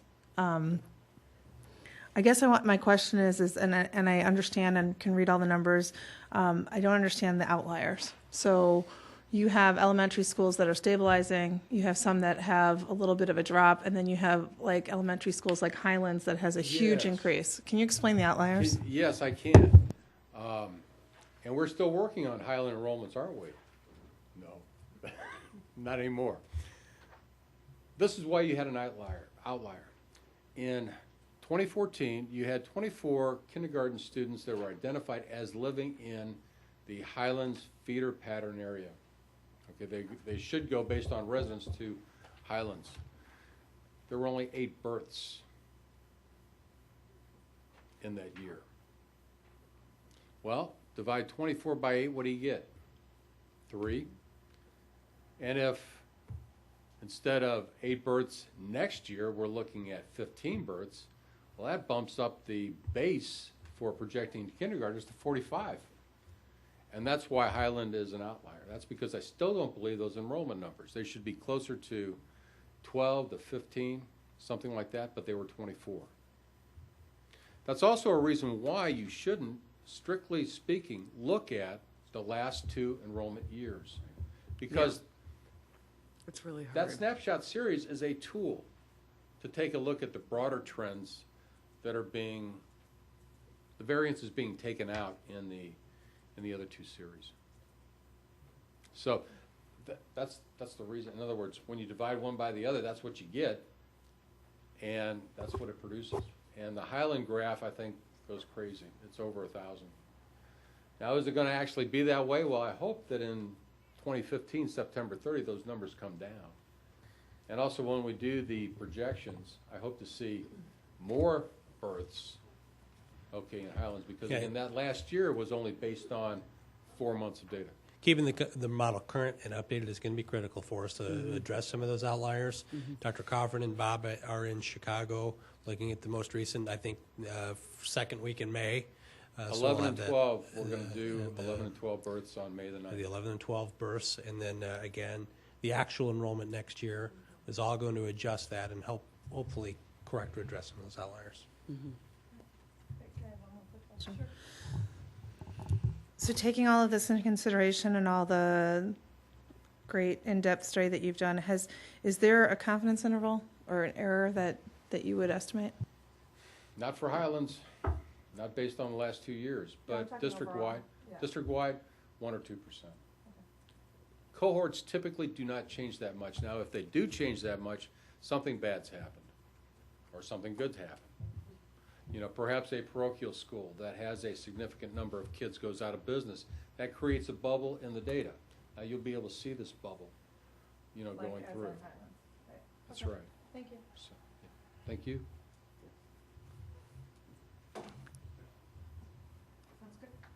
Very interesting. A question I had, back before the economic downturns in 07, 08, 09 a little bit, there are people here that their kids were grown, didn't want to pay the taxes you had to pay, and there were 4-bedroom, 2.5-bath houses all over the place, and no one stayed in them. Everybody moved. So I think what I'm hearing tonight, those people aren't going to move. They like it here. They still don't like the taxes, but okay, I'm an empty nester. But they're going to stay. They're not going to move, I think is what I've heard. Yeah. Okay. There's going to be a significant number of those that, but then as we go down the line, as Right. the baby boomers start age. getting into their later replace 60s and it. 70s, Right. it's going to turn over. Well, pre-05, it was Yeah. common. They literally, their kids got out of high school, within a year or two they moved. It was common. Right. That has not been the norm now, even though the economy's rebounded a bit, and houses sell quickly so, interesting, Sure. very interesting. Wonderful information. Well, great. Thank you. Thank you so much. Thank you so We're much for your very time. appreciative Thank you and for the study. It's been- glad you're going to help the administration out from here on forward, however you deem the mix to work. Great. Awesome. Thank you so much. Thanks, Charles. We appreciate your time. Okey doke. Next item on our agenda, President's Report. I just have one thing I wanted to mention to everyone. We are, in board prep, we had been talking about something that the Illinois School Board Association has each year is what's called a School Board Governance Recognition. And different groups that have sat in on these board prep meetings over the years have looked at it and thought, oh, a lot of staff time. Is the mix right? Are we, recognitions are great. This year was a little different as we looked at it and evaluated it, principally because the administrative group went out and did future focus sessions. And a lot of the information in these applications and a huge criteria of one huge piece of the information revolves around community engagement and how you know your community and just two-way communication. So that was a big part of the application. We thought we're not creating something. And the other piece was we have something that's never happened in history. We have an uncontested election. So we know who's going to be on our board tomorrow. With that, there's another piece. Many of the things we've done, our board is very engaged in IASB, going to conferences, doing extra work. We had a self-evaluation. We've done formal planning sessions and open meetings that we did 2 years ago. But there's another piece of it that we'd like to do with IASB, and we'd like to do that before the end of June in this 2-year cycle. So we have 2 dates. It's about a 2.5 hour program. And we need our facilitator, Barb Toney, who knows us best and kind of knows what we're about, which makes it more efficient. So we have 2 dates we're thinking about. April 20th, and doing it earlier, starting a meeting about 4:30 and keeping our regular meeting at 7 o'clock, and also the May 4th meeting. Now, the problem with the meeting on April 20th, Barb is not available to 4:30. May 4th, she's not available? Oh, I'm sorry, May 4th, she's not available to 6:30. So it'd be a late meeting. We'd have to figure that out. So I'm going to just bring up these couple options. We don't have that problem that is the May 4th problem. We don't have the problem on April 20th. So I think what we'll do is everybody kind of look at your calendars. We'll go through the rest of the meeting in new business. We'll chat about it a little bit and see where we can land. I think it would be a useful project to go through this application process, but we have to do this one last session. So anyhow, with that, that was the only thing I wanted to describe tonight. Any other Board of Education reports this evening? Sure. I just wanted to report, I've talked a couple times about the bill that we've kind of been following that was based on the resolution that our district sponsored before the ISB. It's House bill. This year last year it was introduced and did not proceed all the way through in the process. This year it was reintroduced in the House and the Senate by the same sponsors, Kelly Burke and Mike Connolly. The House bill is House Bill 3480, and the bill has gone through committee and been reported to go to the House floor. So that was a great development. The bill, if you guys will remember, was to increase the collaboration between legislators and school districts, and specifically to help legislators, when they're looking at a mandate, consider more of the actual cost to a school district. So trying to get around that idea and helping school districts to provide that information. We were asked by ISB to send a supportive letter along with Glen Ellen 41, which is the other school district that sponsored the resolution, and we did do that, and then it did go through. And so I think there are some concerns just about how to actually do that, how that mechanics work, how the mechanics works to actually get that information from the school districts and get that to legislators. And so we'll continue to work in the process. ISB is going to set up another meeting with the different players and try to work through compromises and actually, the technical aspects of how to get that done. So I wanted to report on that progress. And then I also just wanted to report on the LEND meeting. I sit on the LEND Council as our rep. And we had a meeting right at the end of the March. Dan and I were in attendance, and they did a good job outlining the variety of there was a lot of legislative action because of the deadline to report out of committee. So they went through, it was funny, our bill got reported, the collaboration on mandates, and then the rest of it was all the mandates that were reported. All these well-intended, great mandates, but many of them really, really specific. So they talked a little bit about that, and that's always noteworthy. And then they also talked about of course, the Senate Bill 1 and the prospects, the new calculations, finding that it's the same for the district, for many of the districts, including ours, in the new formulation. And then the budget cut. So that was something that went through the legislature like that, and they reported a little bit on the fact that the new budget deal will do a reduction for school districts of 2.25%, and that did go through. And the only questions of the current year. Excuse me. So not for the to be able to get rid of the shortfall. They basically cut everything 2.25%, including schools.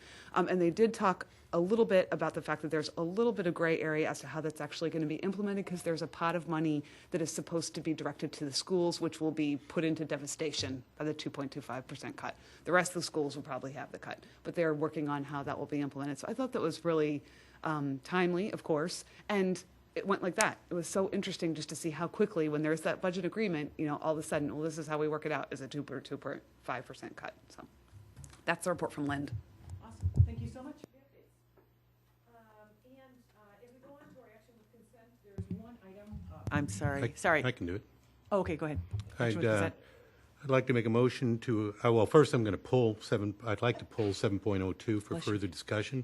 So I'd like to make a motion to approve 7.01, adoption of the personnel report, and 7.03, student discipline as discussed in closed session, both as presented. Second.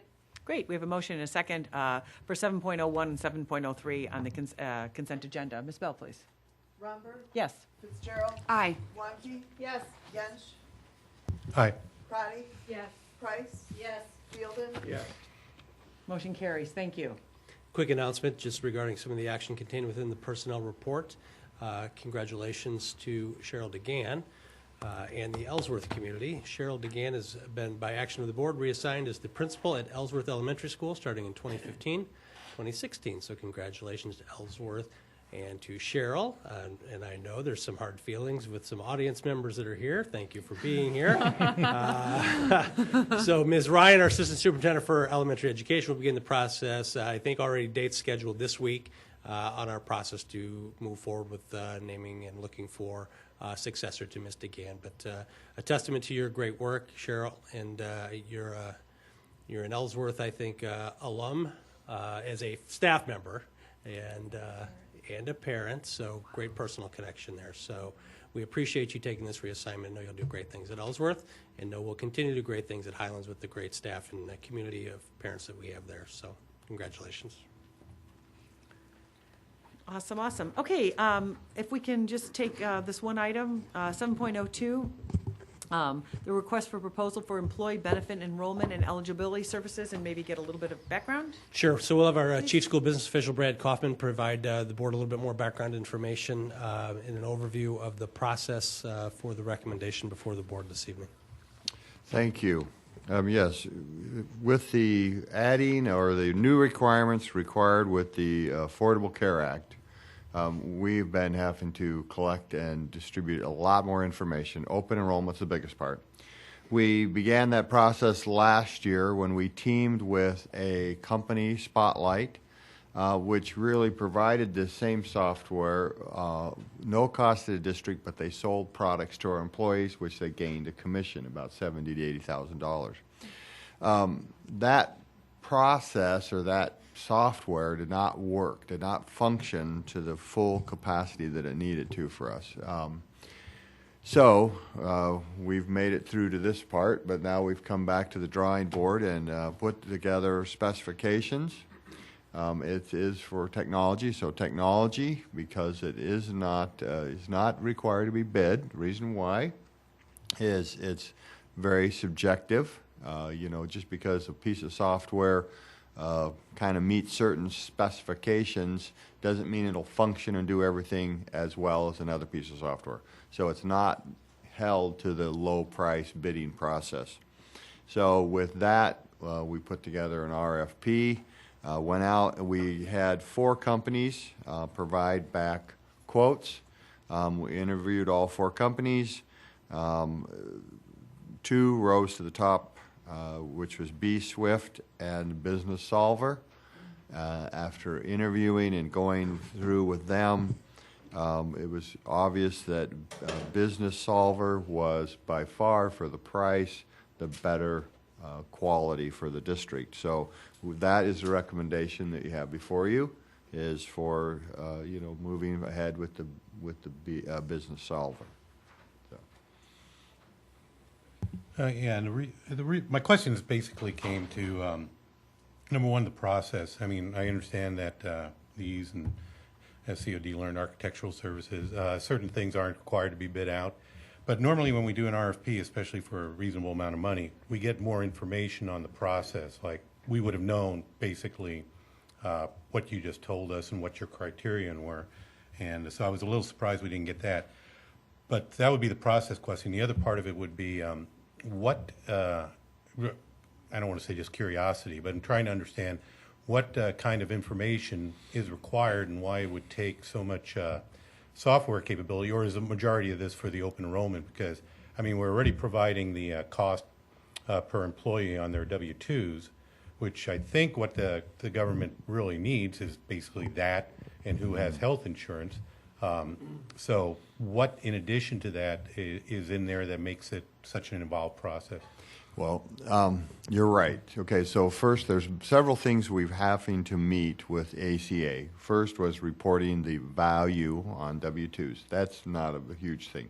What's the big thing for us that we're now, the clock ticking, and we're now into that compliance, is we have to report on a monthly basis who has health insurance, how many hours they're working, are they above 30?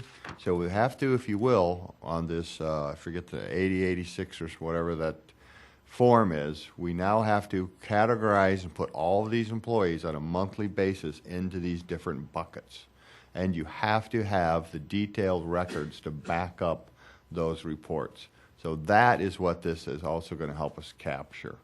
So it's not just, I mean, it's open enrollment's a big part of that. I mean, like, for example, before, we never had to collect dependent Social Security numbers. Well, that's now a new requirement, because that's how the IRS is going to track that back, okay? So it used to be that, we just needed to have, if you had family coverage, Blue Cross and Blue Shield had the information for your kids, and, you had a claim on the Joneses, fine, they marked it up with mom and dad, they paid it. We didn't care about that. We just knew we had an employee with family coverage. That's not the case anymore. Now we have to know the employee, it's the Joneses, we have to know what the kids, we have to know their Social Security numbers and their ages. And all that's got to be reported on a monthly basis to the IRS, so the IRS can match all that up to see who had coverage during what part of the calendar year. And that's what the IRS is going to ultimately use to either allow the person to have a subsidy, or fine the person if they don't have the coverage, or fine the employer, heaven to be. We're watching out for ourselves. That's over there, and those first two are over for the employee, and that what we're looking out for is we can be fined substantially if we don't meet the minimum requirements set forth by the IRS or by the government. And for this upcoming year, for fiscal year or for calendar year 15, we have to meet the threshold of 75%, and then that ratchets up in 16 to 95%. So, we have to continue to and have the data to back that up in case of an audit. And, okay, I appreciate that explanation, especially, what's involved. Just since you brought it up, the 75% and 95% numbers shouldn't be a problem with our current workforce, right? No, we're on track. In fact, if we had to meet that requirement today, we'd be fine. Yeah, that's what I figured. For Okay. 95. Yeah. Thank you. Brad and I have talked, and even though it's exempt from bidding requirements, we should follow the process that we do when we have a competitive bid and providing the background and the bid tabulation. So we'll ensure that future RFPs, especially of this size, include the same type of information. It's just a question. So these requirements, obviously, we have to meet them. Are you going to try to pass that cost on to the health insurance participants, or do you plan to just absorb the fees? Well, if you remember, we've made substantial changes to our plan to accommodate our estimated costs for ACA. Yeah. Right now, this cost is not one that we have anticipated to have to be passing on. But what we will do is, if it's going to be paid for out of our insurance fund, and we will be monitoring and making sure that that fund is balanced, that we're running appropriately. Right now, we've been we've had a very great success ratio with everything. We have a surplus. We're doing fine. But we'll monitor that very closely. And I would say the committee does an excellent job on being proactive and on top of it, not letting something come up on us. So we monitor that. We meet monthly, and we keep a very tight, close look at it all. Donna? So you have given us the annual fee, but then you've given us a 3-year estimated cost. So is it a 3-year contract? Yes, it's a 3-year commitment because we have to get it, the installation and then an ongoing. So. And is the software that we're currently using, is that an annual contract or? Well, this is a 3-year contract, but of course there's cancellations. So if they're not meeting our criterion, they're not doing the things, just like the current vendor, we had a 3-year contract with them. They did not measure up, so we've used our rights to terminate that contract. Okay. We're entering into this contract, same thing. If they do not measure up, then we would have the right to terminate. And our contract, I don't remember if it says in the write-up or not, but, our attorneys have reviewed that, made sure all the appropriate, cancellation clause and things are in there. So we're not being penalized for pulling out of that? Current contract. No. Current contract. Okay, great. No. Any other comments or questions? I'll entertain a motion. I'd like to move to approve the RFP for employee benefit enrollment eligibility services, 7.02, as presented. Second. Great, there's a motion and a second for 7.2, RFP, Employee Benefit Enrollment and Eligibility Services. Ms. Bell, please. Crotty? Yes. Fielden? Yes. Romberg? Yes. Wonky? Yes. Yench? Aye. Fitzgerald? Aye. Price? Yes. Great, motion carries. Thank you. And we have 4 items on our discussion without action this evening, just so everybody understands if you're watching via the internet. Those are things that we will have with action at a future meeting, perhaps the next meeting or even the meeting after. But we will start with our first one, 8.01, Certified Staffing Allocation, High School and District Special Education. Annually, the administration presents to the Board of Education its projections for staffing. In the March meetings, we presented to you our projections for kindergarten through 8th grade. And this evening, we have for you projections for high school and district special education staffing. Bob Ross, Assistant Superintendent for Secondary Education, and Christine Igo, Assistant Superintendent for Student Services. I have provided you with the information on their projections. As you can see, we're proposed to be down, or projected to be down 4 at the high school level, but a slight increase district-wide special education to deliver services necessary to students. Bob or Christine, anything additional to add? I would only add that you'll see that on the top chart that Mr. Bridges just referred to at the bottom of the memo. We took the liberty of going back and taking last month's numbers and just showing them so you had them all in one place. So at the bottom, elementary and junior high is just a repeat of what you saw last month, but all in one place with that bottom chart. So all day, taking all those into account, the total we project to be down in FTE is 14.05. Comments, questions? Okay, I asked this question with elementary, but I feel like I need to ask it with the high school. So the decrease is due to our dropping enrollment. It's not going to affect our class sizes at all, correct? Right. We applied the same staffing criteria that we've used before. It's just there's going to be less students.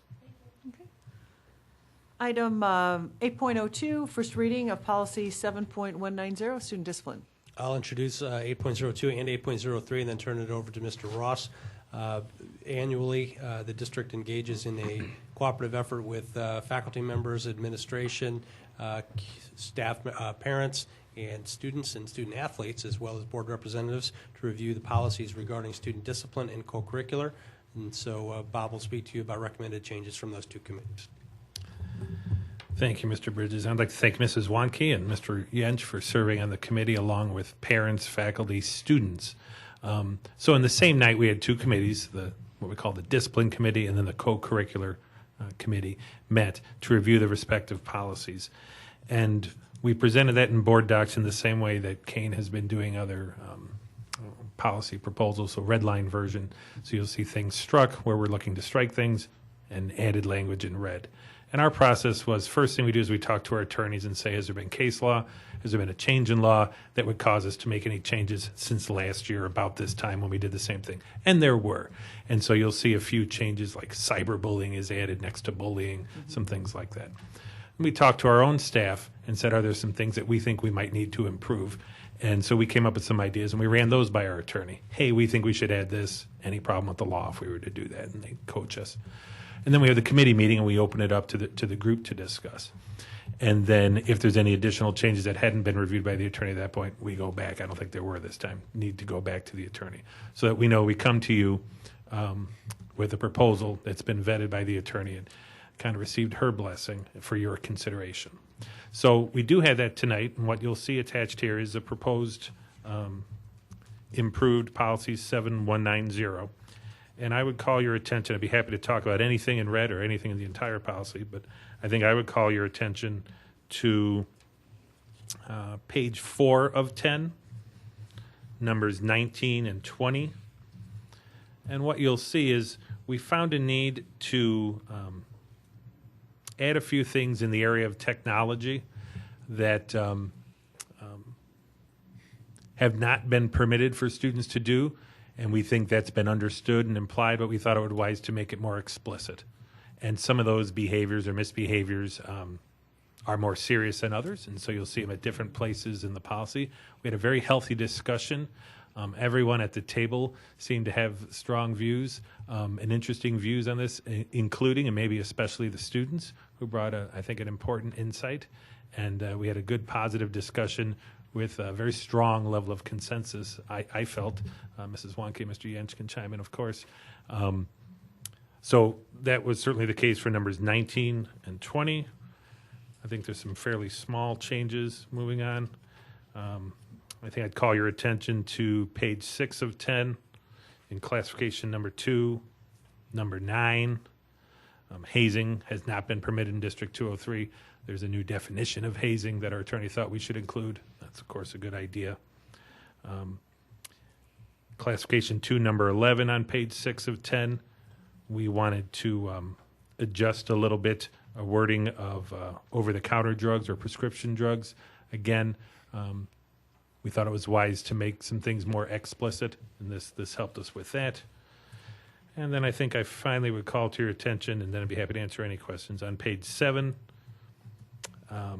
number 7 on that page. Forever, making a bomb threat against school has been against the rules. This day and age, there are some other threats that are sometimes made, and once again, we thought it was wise to make more explicit. So we've added some wording there. And number 11 on that page, again, is another technology-related thing that we wanted to call out in the code. Are there any questions that I can answer? Questions, comments?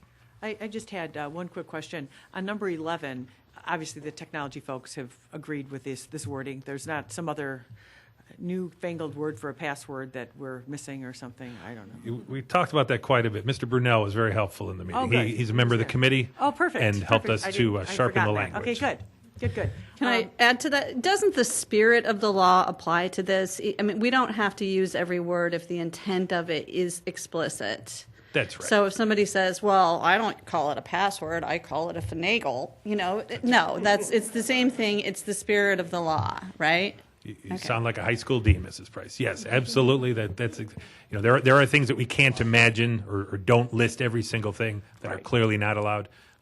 But sometimes we find maybe because it comes up once or twice, or we've had conversations like that, we find it wise to go ahead and add it sometimes. But yes, we certainly can't come up with every single thing. Well, and certainly having the interdisciplinary groups that are involved in this helps tremendously. So great. Any other comments? Michael, I'm sorry. It was, as always, a fascinating discussion, and it's always interesting to hear from parents and the kids. One thing I think is of note to mention for the board, and I don't know how much conversation will come of it, is even though there are no changes there was a significant amount of discussion on technology in the school already and technology coming to the school, specifically cell phones. I brought up the point of wearables. And also the fact that, in my opinion, and this is where I want to see if there's any interest in discussion, some of this, especially 17 and 18 on classification 1, which cover use of cell phones and use of electronic devices, could be outdated by the time we publish this if we go one-to-one. Mm-hmm. And if students come to school, and they may be already coming to school, with Samsung gear. In a month, they'll be coming with Apple Watches. And none of our stuff takes that into account right now, except if you look at, you can't do anything unless we give you permission, and we can always give you permission. I understand that. Right. But what was interesting was, and not surprising, is every parent that spoke up at least said, well, I've texted my kid to school, and one of them even said, I was surprised how quickly they answered. Even the deans were alluding to the fact that, one of the questions I had, what are the policies in the high schools? Even the deans were alluding to the fact that, well, they're only supposed to listen to music and, I believe, play games on their devices. But we don't enforce it, and during the lunch hour even, and we don't enforce it, and, we can't enforce it. And, I believe that one high school allows music and earphones during passing period, and the other one doesn't. The point is, these things were written when there wasn't even a smartphone, quite honestly. And I'm wondering if they're still appropriate. We can't take this communication away from our students. I've said this before in other forums, but I feel we should be teaching them responsible citizenship in the internet and responsible use of these devices, and not just having you got to turn it off when you come into school, and you can turn it on after, and then expect 3,000 kids to actually believe that when even when it's not enforced. Yeah, and I don't even think anyone believes that in the high school. So I'm wondering, are we perpetuating something just because we had it? Is it realistic and even viable in the future? And do we need to take a deeper look into this as far as one-to-one and what cell phones and wearables can do now? So get us over my high horse. Thanks. Donna? What he said, yeah. Yeah, what he said, right? That, and I also just wanted to commend Mr. Ross and his the leadership of the co-chairs, and that goes for this committee, and then we're going to speak to the next one as well. the leadership of the co-chairs, but more importantly, to the students weren't just there and present and had an opportunity to answer questions. They were truly heard. I mean, they really were questioned, and then, like, there was lots of interchange, and the committee itself was large. It filled a large, number of people. So I have to commend that everything that, I agree with everything that Mike said too, with it. Some of it is going to be outdated very quickly and may even be right now. But a lot of that came up in discussions, and I think the students are well aware and respectful of the process, and they were respected. So I really appreciate it. And I even said that to you right at the committee. I really appreciated the voice the students, staff, and parents had. So thank you for the way you put that together and the leadership from your co-chairs. Yeah, Susan, I saw whichever one wants to go first. Well, I appreciate Mike's concerns and certainly share them. Looking at the policies now, again, it's the spirit of the rule, I think, would apply here. It's not going to be possible to keep up with whatever they're called. I mean, they're called electronic communication devices, and a wearable watch, or I don't know what the Samsung is. I haven't been keeping up. Yeah, that is communicating. You could certainly make an argument. It is communicating somewhere. So it is still a communication device. And it says that their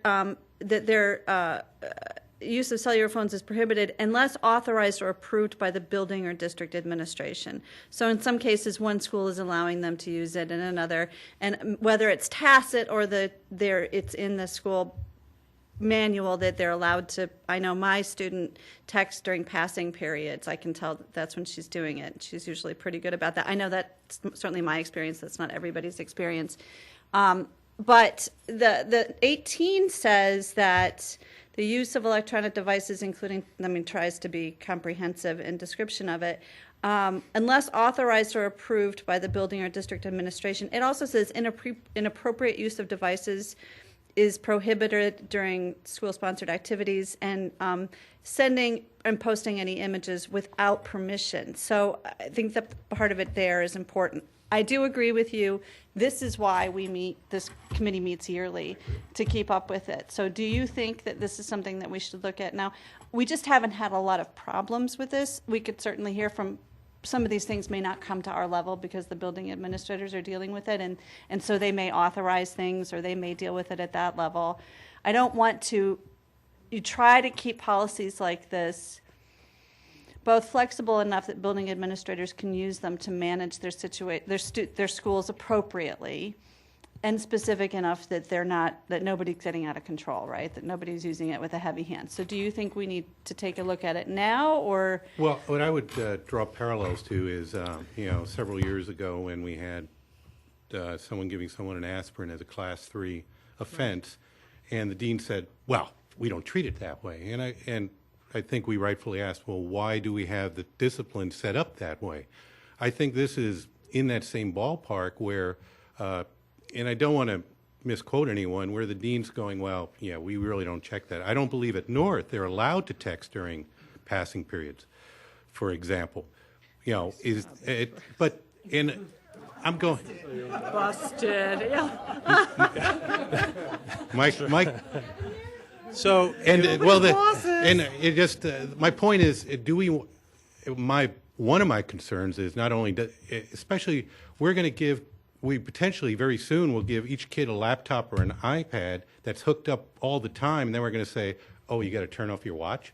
I see a disconnect there, and I'm not saying get rid of all restrictions. I'm saying, why is that part of the discipline code? Maybe we should just let the schools handle it, and it's appropriate on the different levels, elementary, junior high, and in high school. The other overriding concern for me is, and it goes back to the other stuff, do we really want rules that are blatantly ignored? Right. And part of that is, well, every time I hear an administrator go, at whatever level, yeah, we can't enforce that and we're not going to, then I go, okay, well then maybe and that goes into school rules, which I don't want to deal with, right, obviously. Well, then do we get down to it, which is, we want to then do you take the positive versus the don't use it this way, take the positive. We want electronic devices to be used appropriately for student learning and advancement. And anything that's set up at administration level should comply with that. Or, I don't know, so let's ask our So here's, administrators. I've been waiting until I could chime in here. So as we do consider whether or not to bring forward a recommendation for a one-to-one device strategy, the team is very deliberately and intentionally thinking about the professional learning that has to go along with that. The amount of technology that is available today to a student and to a staff member is much different than it was a week ago, last year, or whatever. Right, you right. know, it's constantly evolving and changing. And so as we think about any sort of one-to-one initiative or providing devices to kids, it's going to force us naturally to really think about how our policies align with that use of technology. True, that doesn't address some of the things like the personal devices right now, but I think as we educate and provide professional learning for our staff about how to incorporate and integrate the use of technology appropriately into instruction as opposed to seeing it as something separate and extra outside of, that's going to force us to naturally look at these policies right now. I do believe the policy for today is appropriate. It does provide some of that flexibility and variability for staff when appropriate to say, yes, you can text this now, or we would, if you have a device, we'd like to do this survey now, take it out and you can use that. There is some flexibility in there for that now, but until we really have a more systemic approach to really thinking about that professional learning that needs to take place, some of our teachers are there already. That's true. Some of our teachers are not there. We need to make sure all are at a place where they understand the appropriate use of technology and how to teach those important concepts regarding digital citizenship as not an extra, but a part of the everyday. So I think you bring a valid point, and I think our conversation is going to force us to really get to a deeper conversation about really understanding what is the actual state, the current true state of use of technology in our schools, and what is the desired, where do we want our policy to guide us so that it is not only keeping up with current state, but allowing for growth and development moving forward. That's my opinion.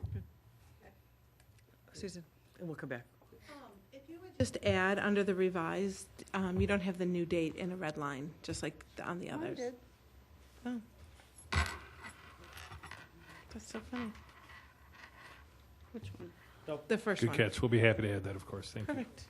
Yeah, I think that would be added once the action It's on is the taken. other. It's on the other It two. is? Okay. So I just was keeping it consistent. Good anticipation. Yeah. Donna? I agree that some of this will be outdated as we get changed to one-to-one. I would not go as far as to say, with 3 students in 2 different buildings, I would not go as far as to say that it's not being enforced as it is. I think there are a few little nuances of like exactly what, like the use, essential that they can use their phones at lunchtime. I don't think that they necessarily can monitor that the student isn't, I don't remember exactly what they can and can't do during that lunch period. That's difficult, yes. But I think from the point that they walk in the building to when first period starts until their lunch period, there are plenty of students who are following what's prescribed in this and feel that there are teachers in the building and administrators in the building who are enforcing it. Granted, there are some that are not, but I think that's true of our tardy policy and every other policy that we have. So I think that the way it stands right now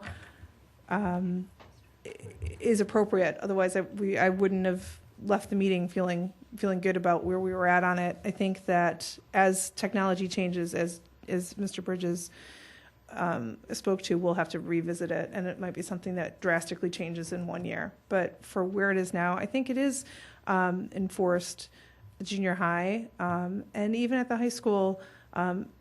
Obviously, different parts of it are at different levels, but I think that there are plenty of students who turn that phone off from the beginning of first period until lunch period, and then only use it for whatever they're allowed to use it for during lunch. So, Good perspective. Terry? Yeah, so on point 17, I know my own daughter, she uses her phone to text me and so forth. When is the appropriate time period during the day? And I know it's off because if I text her back outside that window, the answer doesn't come for another 45, 50 minutes or wherever else she goes to the next class period, and when she has the next time period to respond. So I know that it's pretty well enforced and it's monitored pretty well.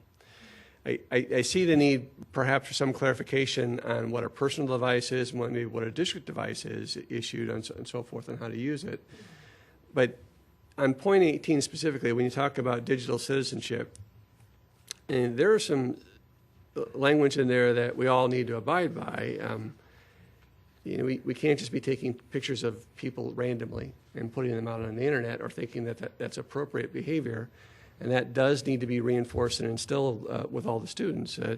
Even my own kids, if we're out somewhere and I'm teasing them and I want to take a picture of them and post on Facebook or so forth, they're no longer allowing me to do that. They will restrict the amount of pictures I can put on Facebook, even if it's just fun and in jest and so forth. And I have to learn to respect that, because even though I'm a parent and I want to chide them because I want to get even with them at some point, I can't do it. And I think point 18 really goes to your citizenship aspect and what is appropriate, what is not appropriate. And it's becoming never appropriate to take a picture of someone unless they give you permission to do so. And that's really what, if that rule is not being enforced, that's really one that we have to really adjust to. Michael? Just one last thing. And, once again, I want to make clear, I'm not expecting to rewrite this. I know the administration is having this discussion, and I know it's going to take some time, and I want it to be, at whatever level, a discussion for the board, too. I did want to ask Mr. Ross, when are kids allowed to use their phones for texting at Central?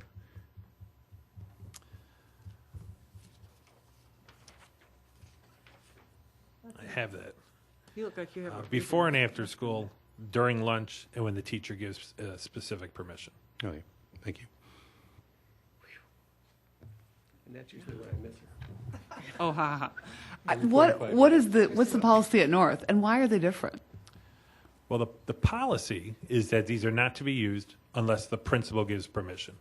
At each Central and North, the principal has said, okay, here's the standing permission. And at Central, it's what I just said. And at North, the standing permission is, and has been actually for a longer time, that the devices are to be used for music only during passing period, not for texting, and that they can be used during study hall for music, and at any time when a teacher gives permission. So a teacher says during study hall, student says, I want to look this up. Teacher says, yes, use your phone as a computer. Go ahead and look that up. I want to take this survey. Yes, take out your device and do that. But they are not to do that without specific permission. That's the standing rule. So both of those like are within those. Both of those are in compliance with number 7. Policies are the same. Implementation of the procedures around it are varied at the sites. It's a new principal coming to town. Important point to note, the policies are the same. Right. Sounds good. Okie doke. Good discussion. And 8.03, policy number 7240, co-curricular participation. Right. This is a policy that covers our high school students who participate in athletics and activities. I should have said in the prior discussion, when Mr. Stock and Mr. Conrad led that meeting with those students and parents, we didn't just jump to number 11, we're changing this rule. There was a lot of talk about the spirit of the policy, how the policy is used, how we think it's been successful. Similarly, when the two athletic directors, Mr. Lutzenkirchen and Mr. Quinn, led this group, we spent the first few minutes talking about the spirit of the policy, how it's used, why it's used, and gave us an opportunity to clarify a couple things, some minor questions I thought that came up from parents and students. There weren't a bunch of changes proposed, and you'll see in your red line version, the first one on page 2, number 1, concerning smoking and such. What we simply did is we took the language exactly from our discipline policy, the one we just talked about, and put it in here. It's certainly our intent to mirror. I'm not sure why we didn't have that last year, and this just matches our language, so it's exactly the same in both policies. And the only other change we had came from our attorney. It was on the next page in number 12, bullying or cyberbullying, adding the or cyberbullying as we did in the discipline policy. And those were the only proposed changes. Thank you. And one comment I wanted to bring up, either Mike or Donna commented on it. What I felt, all of us that rotate on these committees, what I feel is so rich about the people that organize these meetings, and you in particular, Bob, they don't pick they pick students and parents that have gone on the other side of some of these policies. It's a mixed group. So it's people that have not always, at least the meetings I've sat in, that's why it's spirited, and that's why you want to make sure it works and it's best for students. And I think co-curricular, there were athletes that were consequenced that were in those meetings sometimes, and some that were the goody two-shoes, that they're not just the goody two-shoes that come as representatives. And I think that is the richness, because people that have been affected by these policies are in those meetings, and the parents, and it makes for a much more valuable discussion. So thank you for doing that. It'd be very easy just to be done with the meeting in half the time, and that's not the purpose of. Well, thank you. And Wanna I do think, that. So thank you. had you been there, and I know you have been in past years, you'd be very proud of how our students conducted themselves. Yes, they're They were self-directed very much learners, so. and they represented themselves well. That's great. Okey doke. Next item, 8.04, hourly rates of pay for substitutes. Annually, we present to the Board of Education recommendations for the next school year's rates of pay. Minor changes recommended for this one. Our Chief Human Resource Officer, Carol Hetman, can speak to those. Annually, the Human Resources Department will review the substitute rates of pay, and we are proposing to the board one modification, which is for the health tech, and the rate of pay would go from $12 per hour to $12.40 per hour. And the reason for this simply is because it's rather challenging to fill the health tech substitutes. The only other change we are proposing is to remove language which is the grandfathering for the substitute office staff. We no longer have any staff that are grandfathered, so we just need to remove that. So we're really only suggesting one change and one increase, which would be for the substitute health tech. And it's really what the market will bear, so awesome. Michael? Basically, to that point, you honestly believe, and I don't mean it to sound like that, you believe 40 cents an hour would make the difference? Yes. Okay. Cool. Okey-doke. Again, these were discussion without action items we've just discussed, and they'll be for action at our next meeting, which brings me to our next item on the agenda, Board of Education meeting calendar 2015-2016. You might recall this Board of Education first looked at this calendar on the March 2nd meeting, and for all different reasons, it wasn't on the calendar our agenda last time. It is now for action, and I will bring your attention to January, specifically because of where winter break falls. We've taken a little bit different approach to our board meeting. It'll be the second and fourth meetings, which we think made more sense than asking staff to prepare for things while they were on break and all sorts of other things. So, with that, I'll entertain a motion. I'm sorry. There were no questions that followed, so. Okay. Entertain a motion for 9.01, please. I move to approve the Board of Education meeting dates as presented in 9.01.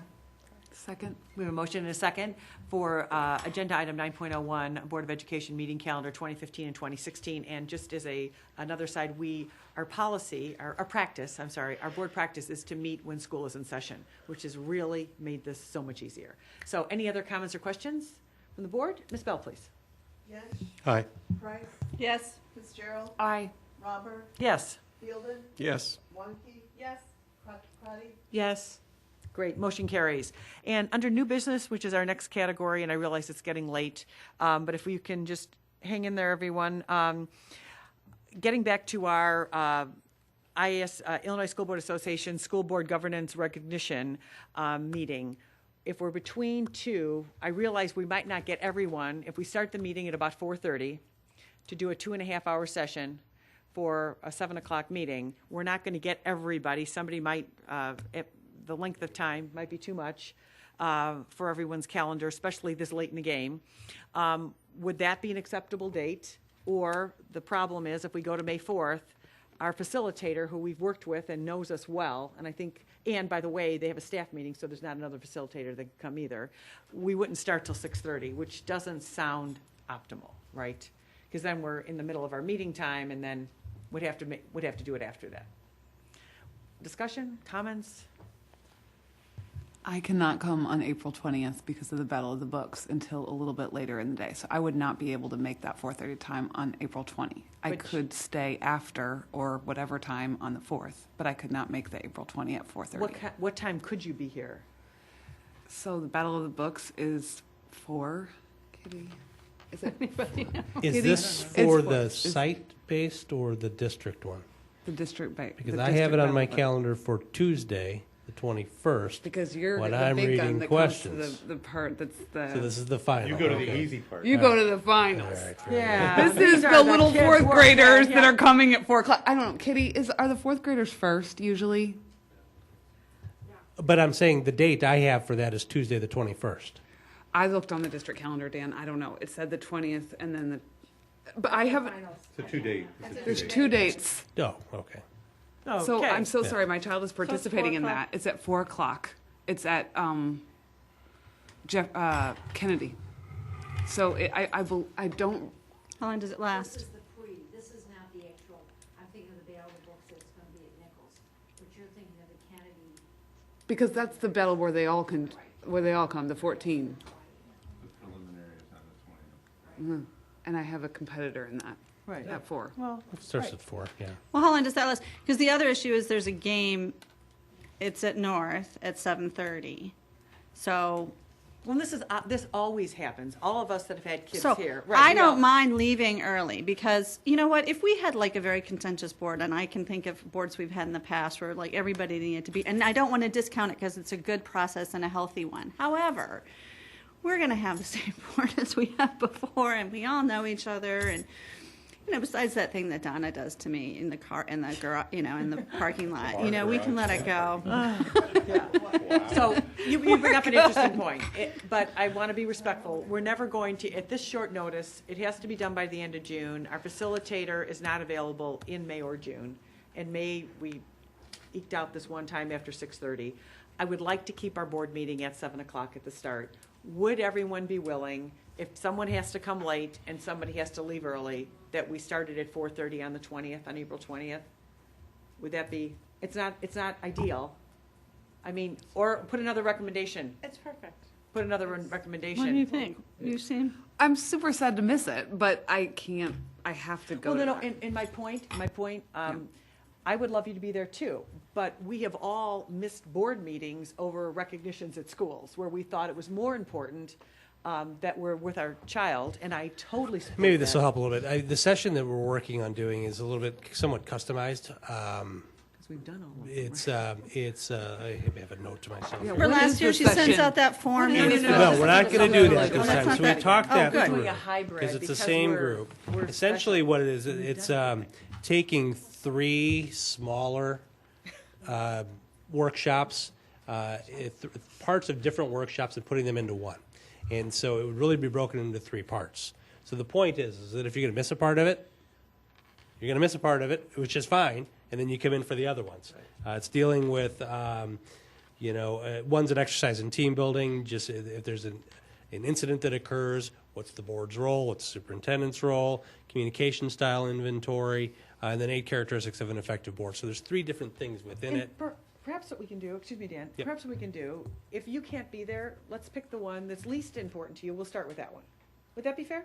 Sure. I mean, I'm looking for some middle ground because we're all doing this for the kids and our kids, and it would be unusual if we didn't have conflicts. So, right, it gets really crazy. So, if everyone be in agreement, I will make sure Kristen knows the 3 categories, and we'll see the ones that are a little more of interest, and we'll try to place it that way.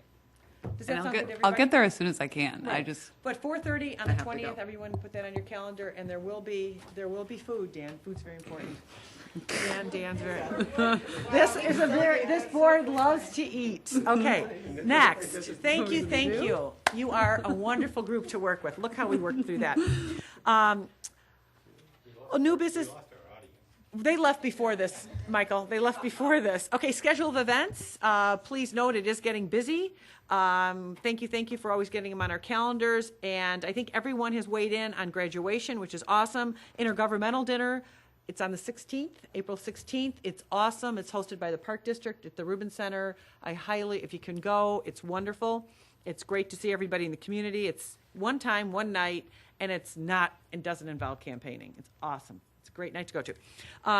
Also, the Len Dinner is on the 23rd, and that conflicts with Finance Committee meeting if you're on Finance Committee.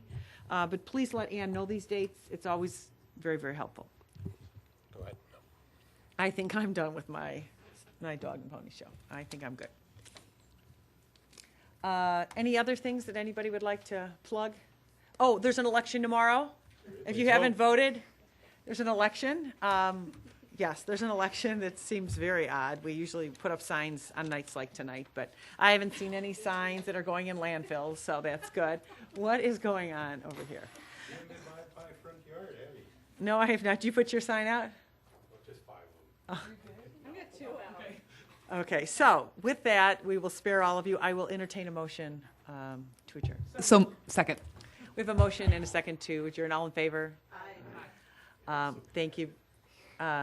Thank you, everyone. And our next meeting will be on April 20th, and 4:30 for the board, and 7 o'clock regular meeting. Thank you so much. I was teasing about Donna. She does